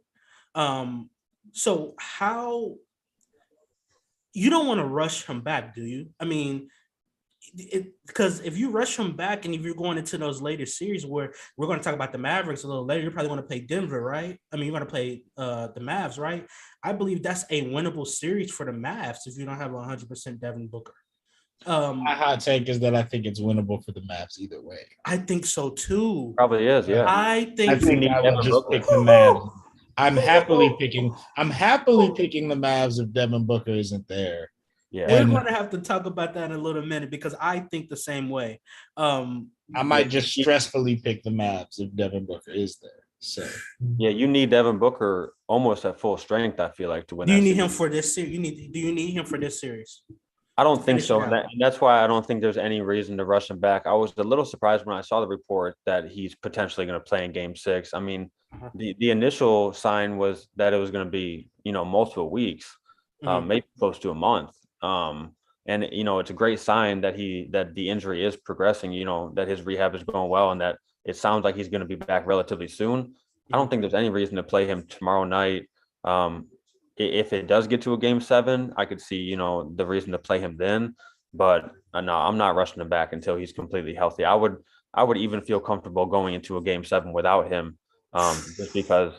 I mean, not that New Orleans could not win that game, but I just would not want to rush him back, even if it's for a Game 7. I still don't want him going out there, where he potentially re-injure himself. Phoenix is in trouble if they lose Game 6.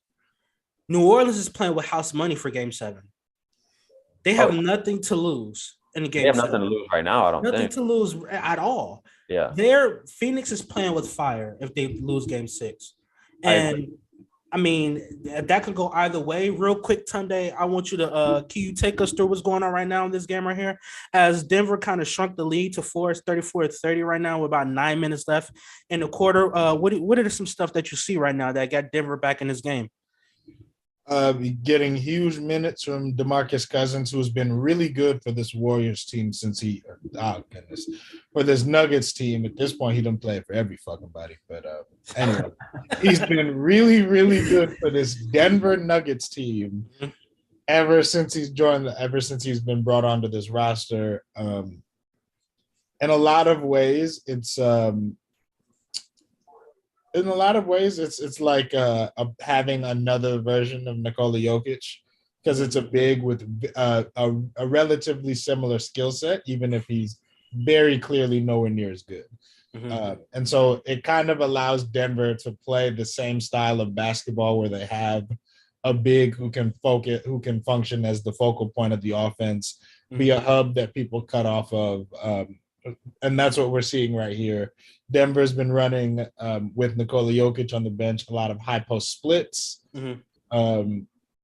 where you're getting the ball into Boogie Cousins, whether it's on the block or at the elbow, and you're letting him make the decision whether he wants to just attack, while guards are setting cross screens for each other out top, looking to free somebody up for a potential shot or just have the ability to catch that and tag downhill off of it. Yeah. So as we're kind of getting words that Austin Rivers is questionable to return back for this game. So that's a thing we have to keep our eye on as we're, counting down the remaining minutes of this second half. I kind of like what you were talking about with, Boogie Cousins. He's giving them a spark that typically they want to get from probably anyone else on their bench. I just think that he has that reputation of he can only do so much, and I hate it, because just to be quite honest with you, they like to pick on him, the refs do, and I'm not for it. I don't like it. Now, I'm not saying he doesn't deserve some of it, but I think he's one of those guys still that could be a productive bench presence and be able to give you 15, 20 great minutes and provide a spark off your bench. I just wanted to touch on real quick before we move on to the Miami Heat that I just wanted to get you guys one kind of thought, like one yes or no. If Zion Williamson was playing in a series, would the Pelicans win? I say yes. Yeah. I mean, the Zion Williamson is somebody who requires so much defensive attention. Everything looks different. Everything looks different when you're playing against Zion. You pretty much can't play small ball with Zion Williamson on the court. I'm talking about even with Devin Booker, the way that we see the series turning out, even with Devin Booker in the lineup, and if you threw Zion Williamson in there, seeing how the series has played out thus far, would you say yes or no that the Pelicans could still have won this series, even though it's not over yet? I'm just thinking if. No, I don't think so. No, see, one. I'd still say the Suns win, and two, that's a tough hypothetical for me because a healthy Zion Williamson on this team isn't an 8 seed. Okay, that's fair. I just wanted to get you guys' thoughts on if he was healthy and inserted into this version of this team, could they beat the Suns? I think they could. I mean, the way that New Orleans is playing right now, if they had Zion, even with Book, I think the Pelicans would have had a great shot at winning this series. That's just me being hypothetical, me thinking outside the box on if he was playing in healthy. I mean, he's dunking like every fucking day, so I don't know why he can't go out and get 15 minutes on the court. But, that's neither here or there. No, I think that would definitely be interesting. It would just be a lot of the reason that they are in this series is because of guys like Herb Jones and, Jackson Hayes and Valanciunas, and some of those minutes would get taken out by Zion, which mostly would probably be a good thing. But we've also seen times where Zion can be somewhat of a liability on defense. In his first playoff series, I feel like going up against the team like Phoenix, they're probably still going to be able to execute and beat, the Pelicans. But, coming back, like Tunde, like you said, if we have Zion, Ingram, CJ McCollum, Herb Jones, a couple of the other guys on that roster, Alvarado. Yeah, like that's not an 8 seed, and that's a pretty good core to build around.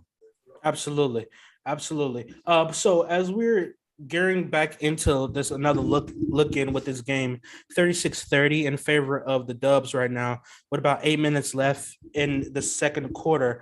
What are you seeing, Chaz? I know we talked about how the Nuggets are staying around, but it seems like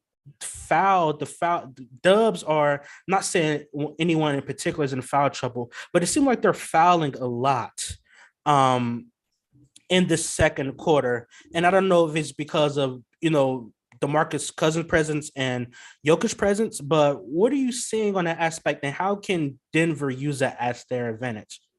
Yeah, this quarter is definitely slowed down a little bit as Gary Payton gets a layup to go out. There's another foul right there.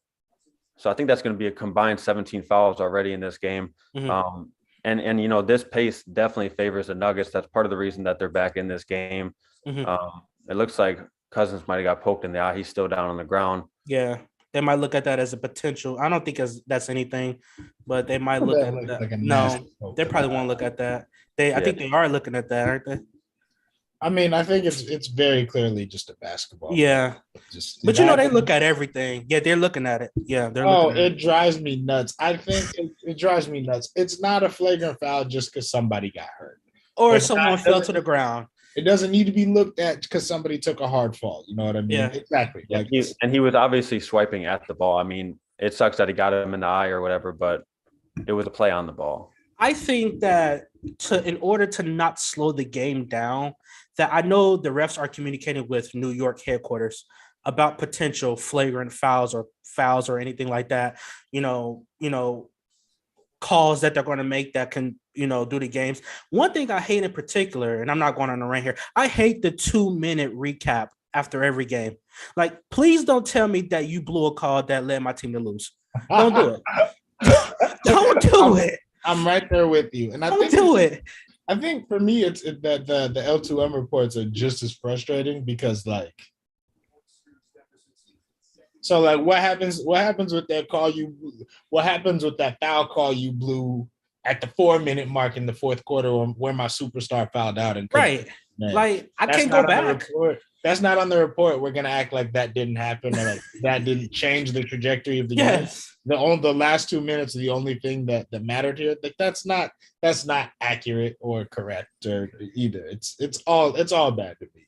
I 100% agree. Like I don't like when they do that. They just get rid of it because in the last 2 minutes, so much can happen. And the fact that you're saying that you missed a call that led to my team to ultimately lose the game, like I want to punch you in the face. Like if I had my way, huh? Go ahead. Sorry, personally, I also think referees, and this isn't even just a basketball thing, but I think they should have to have post-game press conferences. You think so? I do. Answer some questions. That's fair though. Entertaining as hell too. Because irritated as shit as the Nuggets are slowly. And one thing that I'm seeing a trend here is that I get why and I heard Chuck saying it earlier, and they were saying like the Warriors are small, so they need to start Looney. But what I'm seeing is they're putting Looney into action, and he can't handle it. He's getting misused out there. Kind of how the Warriors in game 3 and 2 put Jokic in every single pick and roll action and just misused him. That's the same thing the Nuggets are doing with Looney. So although I agree with Chuck that the Warriors has always been small. Like they always didn't have that much size. But if you have Looney out there, they're clearly going to attack him on the offensive end and going to make it extremely difficult and put him in foul trouble. I mean, and although, he is an important piece, he's not he's one of, the unsung heroes of the Warriors, but you have to manage him better, especially when he's playing someone like Jokic. Now, he's not going to play anyone like Jokic throughout the rest of the series or whatever the playoffs, but unless you get to Giannis, that's a whole different animal. But they have to manage, how they play him differently and not put him, they have to help him. You can't leave him on the island. You just can't put him with Jokic. Jokic is going to misuse him every single time if it's one-on-one. So you have to give him help defense. As we look into that look live with the Warriors up 39-35 with about 6 minutes left in the second quarter, I wanted to touch on the number 1 seed in the Eastern Conference. They ended their series yesterday by beating the Atlanta Hawks 4-1. It seems like no one is taking the Miami Heat series when it comes to representing the East and potentially winning a championship. And I know you, Chash, we had our questions. I know I did. And I believe you had your questions too. But I wanted to get Tunde's opinion first. What do you think? Can this Miami Heat team actually win the East? So you all know I have Boston as my favorite. And I obviously the best player in the Eastern Conference takes home in Milwaukee. Yeah. But I'll say yeah. I'll say yes. They could beat Boston? I mean, I don't think they will, but okay. Like I think looking at the way the bracket's going to shake down, they're going to get one of Philly or Toronto. I like Miami's chances in that matchup, right? Mm-hmm. And then we look at what it looks like with, let's say, a Miami Boston matchup. I think if you remember the Miami Heat organization, you don't go into that thinking like, oh, we just can't guard them. You know what I mean? It's you've got a great defensive roster in Miami. You've got guys like PJ Tucker and Jimmy Butler who are, going to be able to guard at a high level on the wing. And I mean, Boston, it's not really a secret. That's where their offense flows through, right? Yeah. It's Jayson Tatum and Jaylen Brown. You've got a really switchable cast of defenders with our guy Bam being probably the best switch big in the entire NBA, and the most daunting one to score on. if you're Miami, you go into a series like that thinking like we can guard these people, and then it becomes kind of a war of attrition with who can score down the stretch of these games. And you're probably looking at it and saying, like, we've been here before, literally with this Boston Celtics team, and we won that fight last time and we made the finals. Yeah, but this is a different Boston team. Chaz, but real quick, Chaz, what do you that's think? the pro Miami spin. Yeah, real quick, Chaz, what do you think about Miami Heat potentially making it to the finals? Yeah, I've kind of said that they've had a shot, all throughout the year, but they're not my favorite. And I've also moved, Boston ahead of them now. I think there's a small percentage that they could get out of the East. Mm-hmm. It would have to take a lot. And it's not looking good, with Jimmy Butler's right knee inflammation, in addition to Kyle Lowry's hamstring injury. I mean, they're already a team that really relies on their set core guys to come out every night and do it. And I just don't know with these injuries. I mean, we saw last night they got a lot of production out of Victor Oladipo and Caleb Martin and Max Strus. And, those type of things, they're not going to happen every single game. Maybe only one of those guys will. So I just think in a series against Milwaukee and a series against Boston, they would probably be able to get a couple of games off of each, but I just don't see them getting past it. So I'll give them a small percentage because, maybe something happens with Milwaukee or Boston that would change it. But I don't know. I think it would take a lot for Miami to get past one of those two teams. Yeah, I think clearly one or two, however you have Boston and Milwaukee, I think they will represent the East in the finals. Real quick, as we take another look live into the Warriors and the Nuggets. I mean, the Warriors, they're just getting dismantled in the paint. That's been their weakness, their MO for years. So I'm not shocked there. The problem that I see in the future is that I know you're going to play this type of lineup. I know your personnel. I think everyone knows your personnel. It's just how do you defend that if you were to get to Phoenix? I know the style that you want to play. I just have to believe that the way that you're playing it's not going to get any worse than Jokic. Like Jokic he's the best center in the league, in my opinion, and or Embiid, or you're not going to play them, Embiid or Giannis, till you get to the finals. So I think in the West, Jokic is the most you're going to have to handle, because no matter how good Aiden is, he ain't Jokic. So, I mean, that's going to be easier if you get to Phoenix. The problems then become whoever you face out in the East. If it's Giannis, if it's Boston, those are going to be tough outs, and they're going to be amazing series if we get them.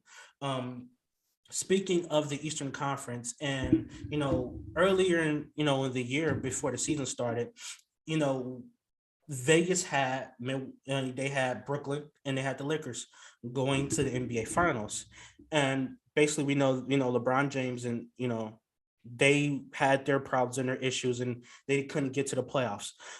That's a different story for another day. We're not going to touch on the Lakers. But the Brooklyn Nets did make it in play-in tournament, and they got swept in this first round of the playoffs. So Tunde, how do you make up the Brooklyn Nets first season? Well, I don't want to say first season, but how do you make up this season of the Brooklyn Nets? It's disappointing. People came into the season talking about the Brooklyn Nets as a title favorite.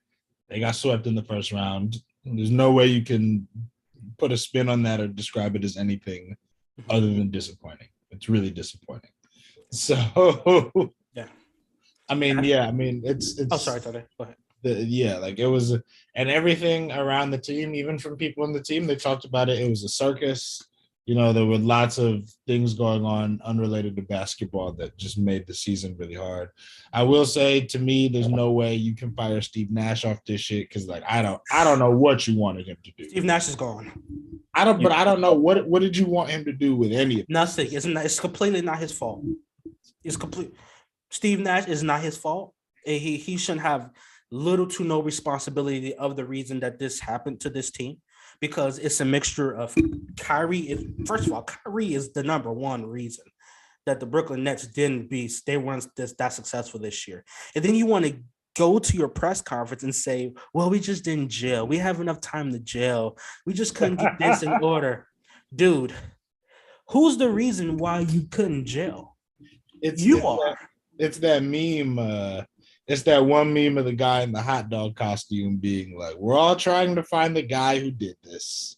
And it's just so sad. And, you guys know how I feel. I mean, about the Brooklyn Nets, Kevin Durant. It's just so sad that people are looking at him and they're not looking at Kyrie averaging 12 points in this series, shooting abysmal from the field, being basically a no-show for 3 consecutive games. No one is looking at Kyrie Irving. I know he's not. And again, this is where we talk about levels of stardom. He's not on that level. So we're not going to be looking at him. We're going to look at Kevin Durant and be like, hey, man, you're supposed to be the best player in the world, which we cannot say. I don't want to hear that ever be said. As I said before, this man has never been the best player in the world. Not a single dribble for his entire career up until this point has he been the best player on the planet. We can never say that again. Like, we can never compare this man to LeBron. I just don't want to hear that kind of conversation. Like, it's over. It's curtains. It's boo-boo. Like, this is my issue with the whole Kyrie Irving thing, is because, like, again, people can't differentiate like how entertaining, and Kyrie Irving is so much fun to watch, but like how entertaining Kyrie Irving is to watch versus like where he ranks in the NBA's hierarchy. And when he plays well, which is very often he's a bitch to stop when he's on the court. Mm-hmm. When he plays well, all you'll hear is people talking about Kyrie maybe being the best point guard in the league. Kyrie top 75. He's a superstar. It's this and that. He's not a superstar. And when Kyrie doesn't play well, or when we've had, or when like we've seen him, like, when he was in Boston, it was the only time in his career where he was, the quote unquote, big guy, the quote unquote guy, however you want to look at it. And it didn't go well. That just doesn't matter. It doesn't matter because that's Kyrie Irving and he's top 75. And you want to know what's funny about that? He told the media, yeah, these guys just don't know how to win. I got to teach them how to win. Mm-hmm. Like, what did you win before LeBron? Like, what did you win? You didn't win a single damn thing in the NBA. So, and in fairness, he was a kid, before LeBron. But Jayson Tatum and Jaylen Brown were kids. Yeah, exactly. They were kids too. So don't try to put them on Front Street and try to act like, because what he tried to do is he tried to think he could go win without LeBron James. And then he said, he literally, quote unquote, I could look down the bench and there's another motherfucker that I know that can go get the shot just like I can. Yeah, that was hilarious to me. But what happened in 4 consecutive games? That man that can go get any shot that he wants to, he's shrunk. That man that can go get shot, the greatest scorer of all time that you guys want to say, which we can never say again because he's not. That's Michael Jordan. Just because of one bad series, you think you can? That man is not the greatest scorer of all time. Like, I never said he was. I wouldn't take one bad series. No, I'm not just looking at one bad series. I just hate when people say that.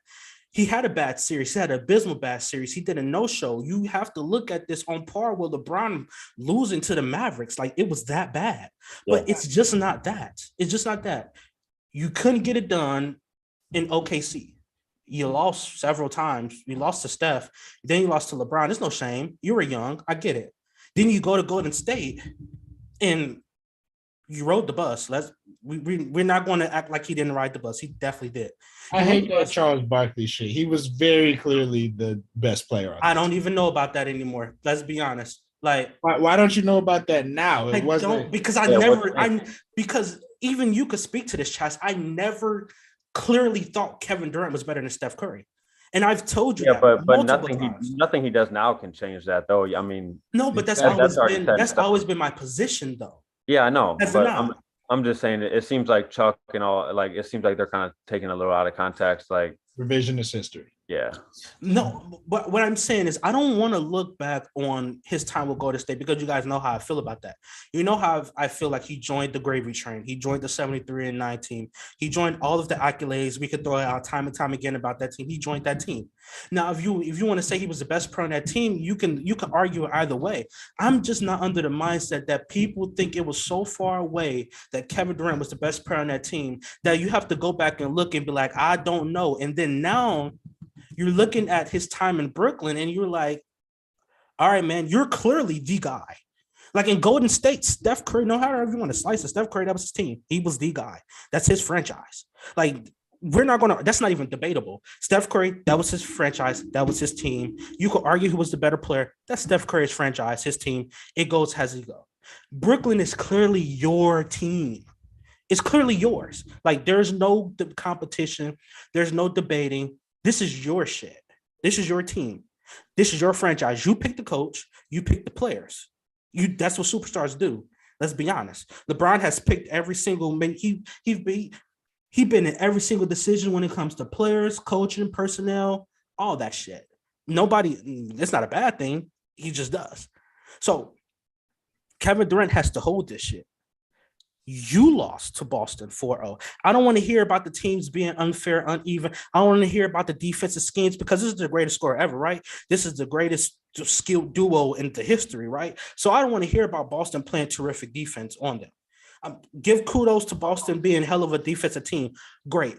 But still, that doesn't explain why you were 4 for 19. Riddle me that. Yeah, he absolutely has to be criticized for his play in this series. I mean, me and you disagree on questioning his leadership, that type of stuff. But there's no. He's not a leader. I mean, I'm not going to speak to that stuff because I'm not in the locker room. I'm not at practice. But what I can see on the court, he has to be criticized for what he did in this series. I mean, 8 of 23 in the fourth quarter. He was outplayed by Tatum every single game. He was literally. Yeah, Tatum was the best player in the series. Oh, Tatum was by far the best player in the series. Mm-hmm. KD struggled against Tatum one-on-one. He struggled against the double team. He struggled trying to put the ball down. He struggled to create out of the pick and roll. I mean, he was probably the most uncomfortable we've seen him probably since game 5, 6, and 7. But tell me this, though. Against Golden State. But tell me this. If you're the greatest scorer ever, how can you go 4 for 19? If you're the greatest scorer in this generation, you cannot go 4 for 19. How is that possible? I mean, you can't expect to win. It doesn't work like that. Like you miss. It's a make or miss league. He missed shots, and no, he did not play as well as he needed to play. No, he did not perform to the level that he needed to perform to. That's very clear and that's obvious because they got swept. But why is this a theme, though? We're not going to isolate it. I mean, he's not getting swept every year. But why is it every time it's solely? I said he had never been swept before. Yeah, until he just got swept. Yeah, my issue. You're saying there's a trend. Where's the trend? The trend is not getting swept. That's not the trend. I know. What is the trend? The trend is every single time he's in a big pressure situation, not including Golden State, he doesn't perform. When he was in Oklahoma City in the finals against Miami, he didn't perform. When he blew a 3-1 lead to Steph Curry in Oklahoma, he did not perform. You can look at last year, and then you can give him the credit that he did perform. But then again, they did not win that series. So I'm not saying that you had to. I'm just saying at the end of the day, they didn't win the series. And I'm not holding last year against him at all that he didn't beat Giannis. But then you look at this year. Go ahead. Sorry to interrupt, but my issue with framing the discussion like this is that, like, there's a decent chance that they win the title last year if his foot is a size and a half small. Can we not go with the hypotheticals because it didn't happen?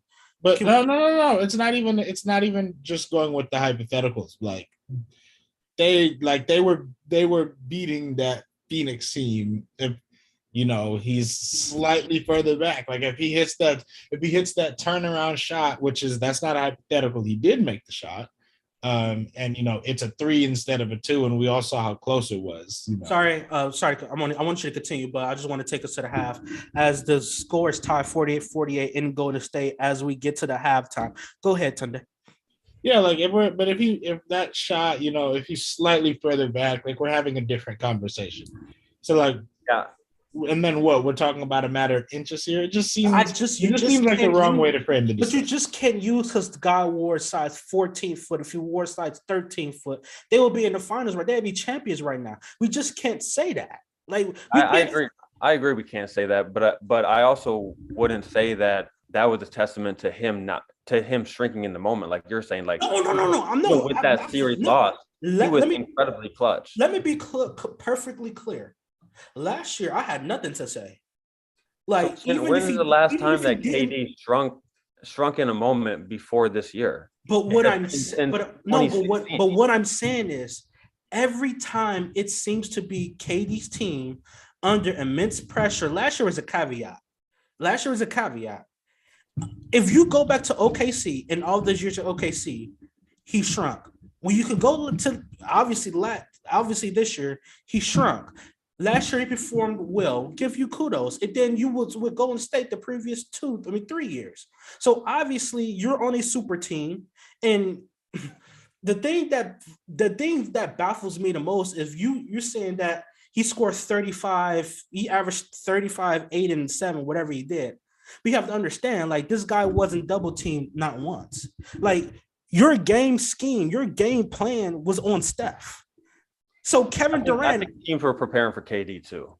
I think teams went, and I watched every single game like a hawk. Me too. These guys schemed for Steph.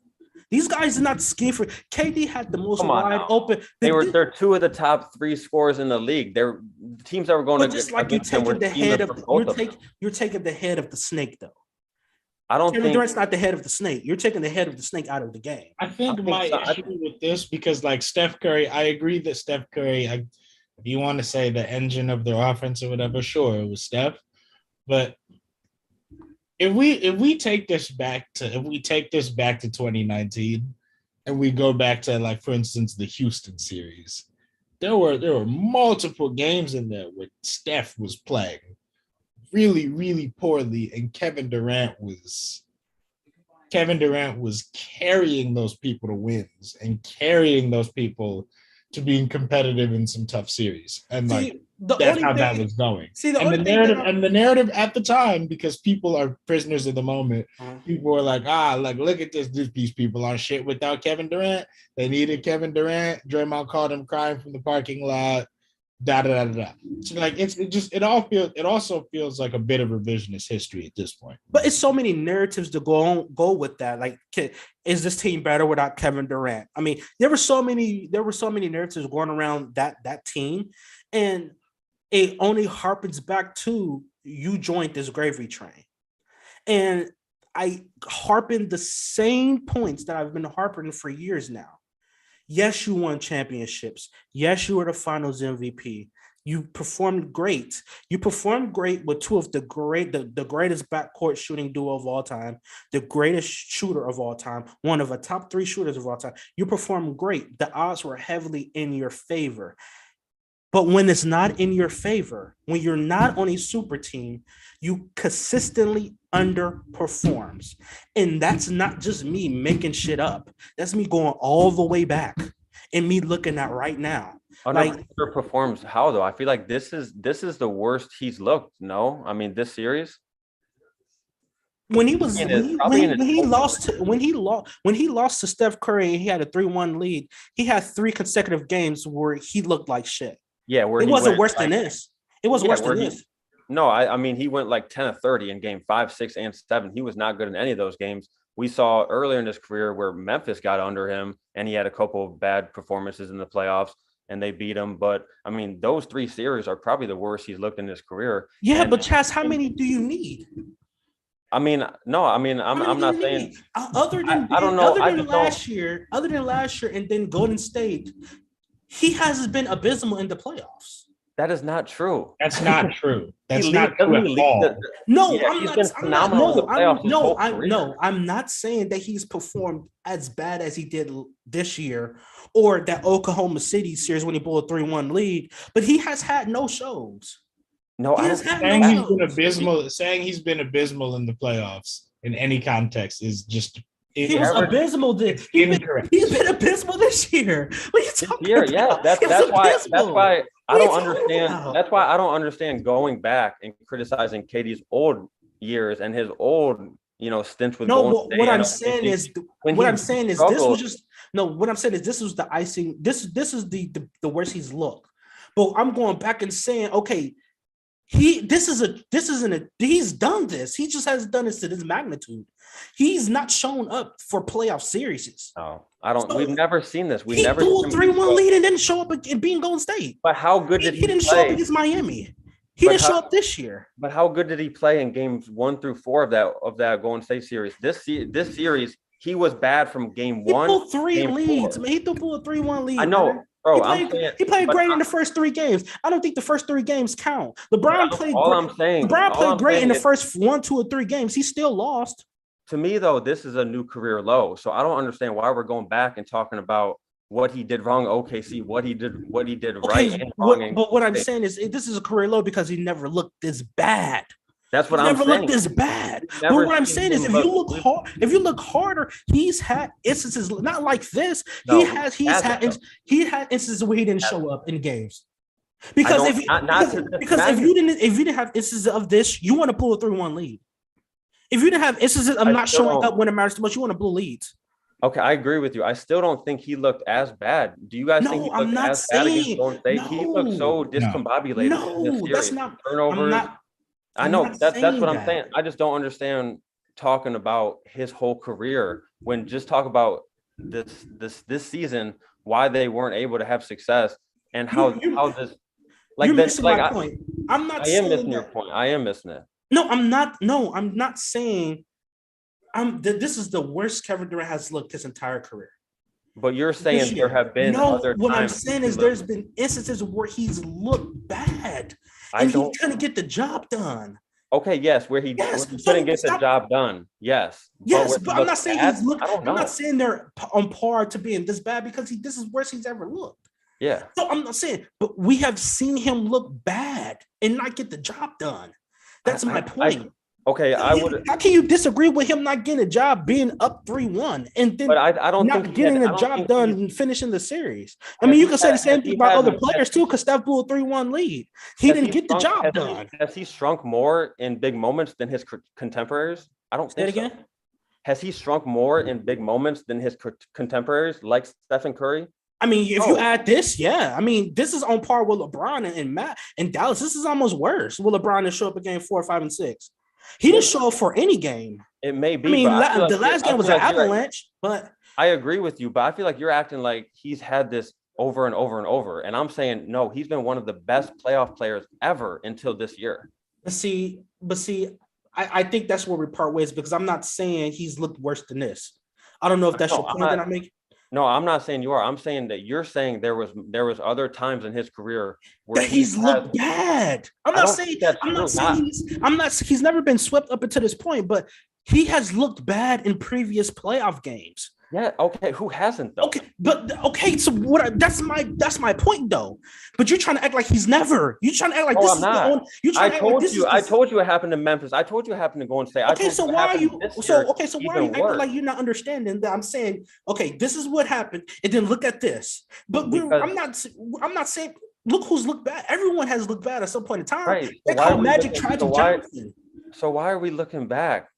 That's why I don't get it. That's why I don't understand. What do you mean? Because I'm building up to this point, and I'm using that as an example. Now he's obviously never looked as bad back then that he does now, but to simply say that this man is flawless in the playoffs, or to say this man has had a credible playoff success is completely inaccurate.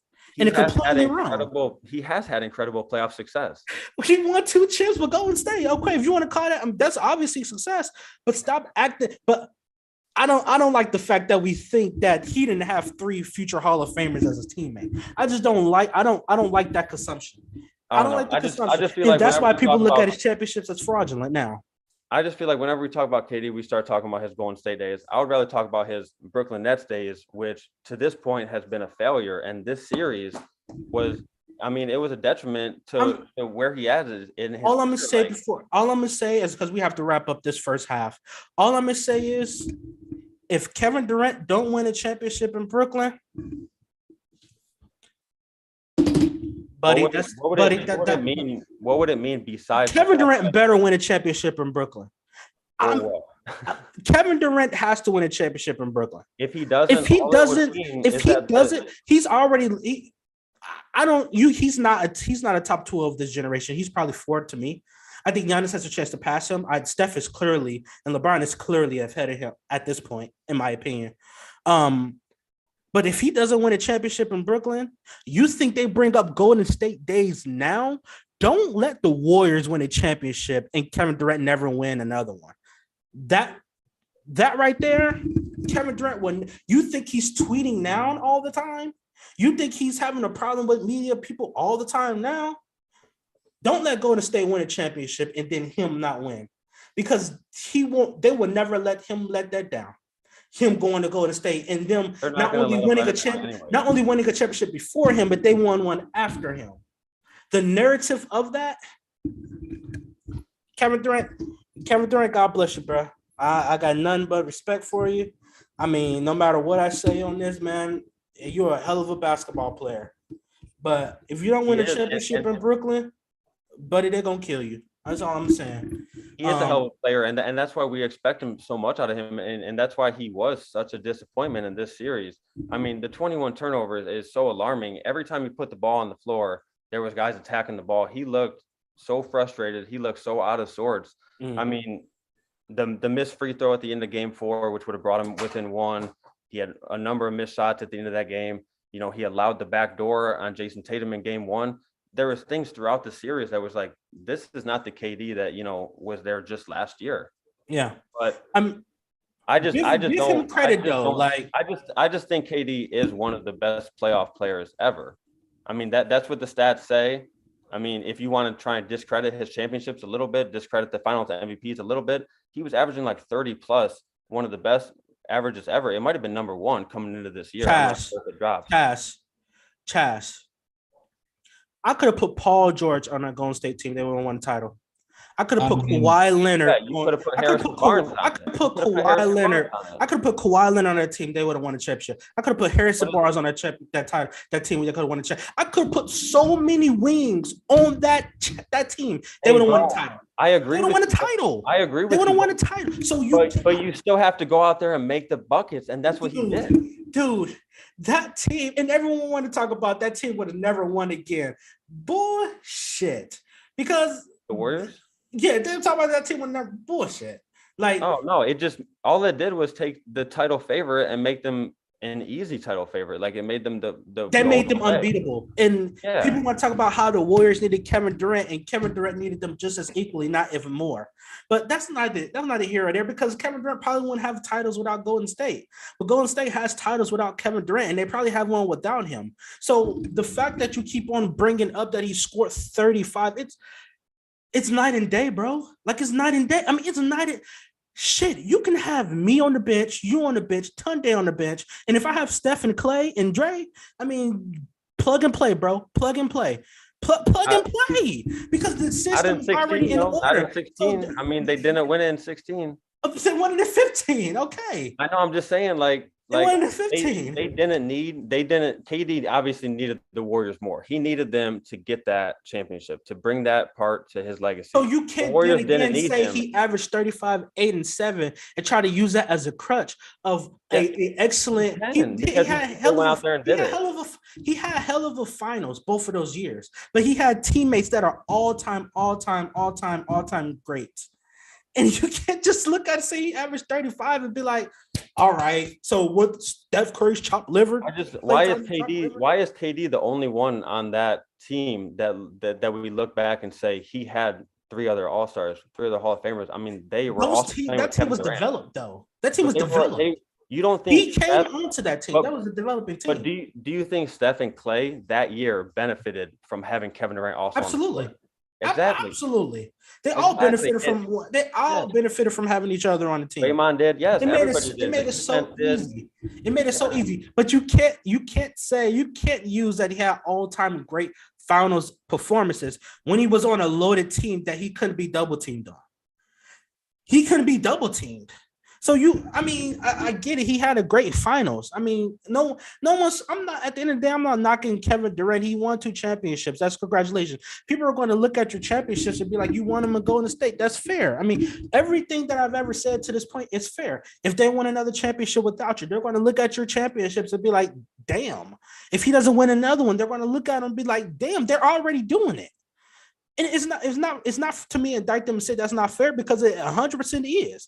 Like, you rode the gravy train, you joined the 7-3-9 team that has a title with a unanimous MVP. Like, I can't give you 100% kudos like you're giving him for winning those championships, because you can plug anybody, any two-way player in that system, and they will be just as effective. It's just the way it is. I mean, maybe so, but we still saw it happen, so I'm still going to give him credit for it. That's fair. That's fair. But again, like, I could have plugged and play. They won a championship with Harrison Barnes. I could have plugged and play and put Paul George in there. They would have won a championship. I mean, I'm just being honest. But let's go ahead and end this conversation, and let's give our final touches on this first half. Tunde, what are you saying, and what do you expect going in this next half as we end the show? Yeah, Tunde does have to get going, so we got to wrap this up pretty quick. But go ahead, Tunde. Damn, just throw me under the bus, Doc Rivers. Anyway. I got to get going too. Yeah, we all got to get going. So we got other things, but yeah, it's been a lot of the Denver Nuggets making it a point to get downhill, attack the paint, and put pressure on the rim with the Warriors and their inability to stop that. And a thing to watch in the first half, the Denver Nuggets sat Nikola Jokic, started the second quarter to about 6 minutes, 27 seconds. They were +2 in those minutes. If Denver is able to win the non-Nikola Jokic, the minutes when Nikola Jokic isn't on the court, that's huge. That gives them a real chance at winning this game.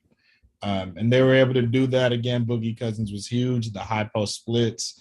Again, the putting pressure on the rim, and Aaron Gordon, huge minutes from all those guys. You got to be thrilled if you're Denver with the way the game looks so far. For someone that got to go, your take is very long, sir. Chask. Y'all just spent 25 minutes arguing about if Kevin Durant is good. I don't want to hear shit from you. I mean, shit, I'm not arguing if he's good. He's all-time great. I'm just saying, like, I don't want to hear Kevin Durant's a top 10 player of all time. Chad, I don't want to hear that. What did you have to say? Shit, probably 15 now. Shit. That series dropped him? No, he didn't drop him, but he's not in the top 10 for sure. Like, I think that he's not above Steph. I mean, I think Steph is a all-time greater player than he is.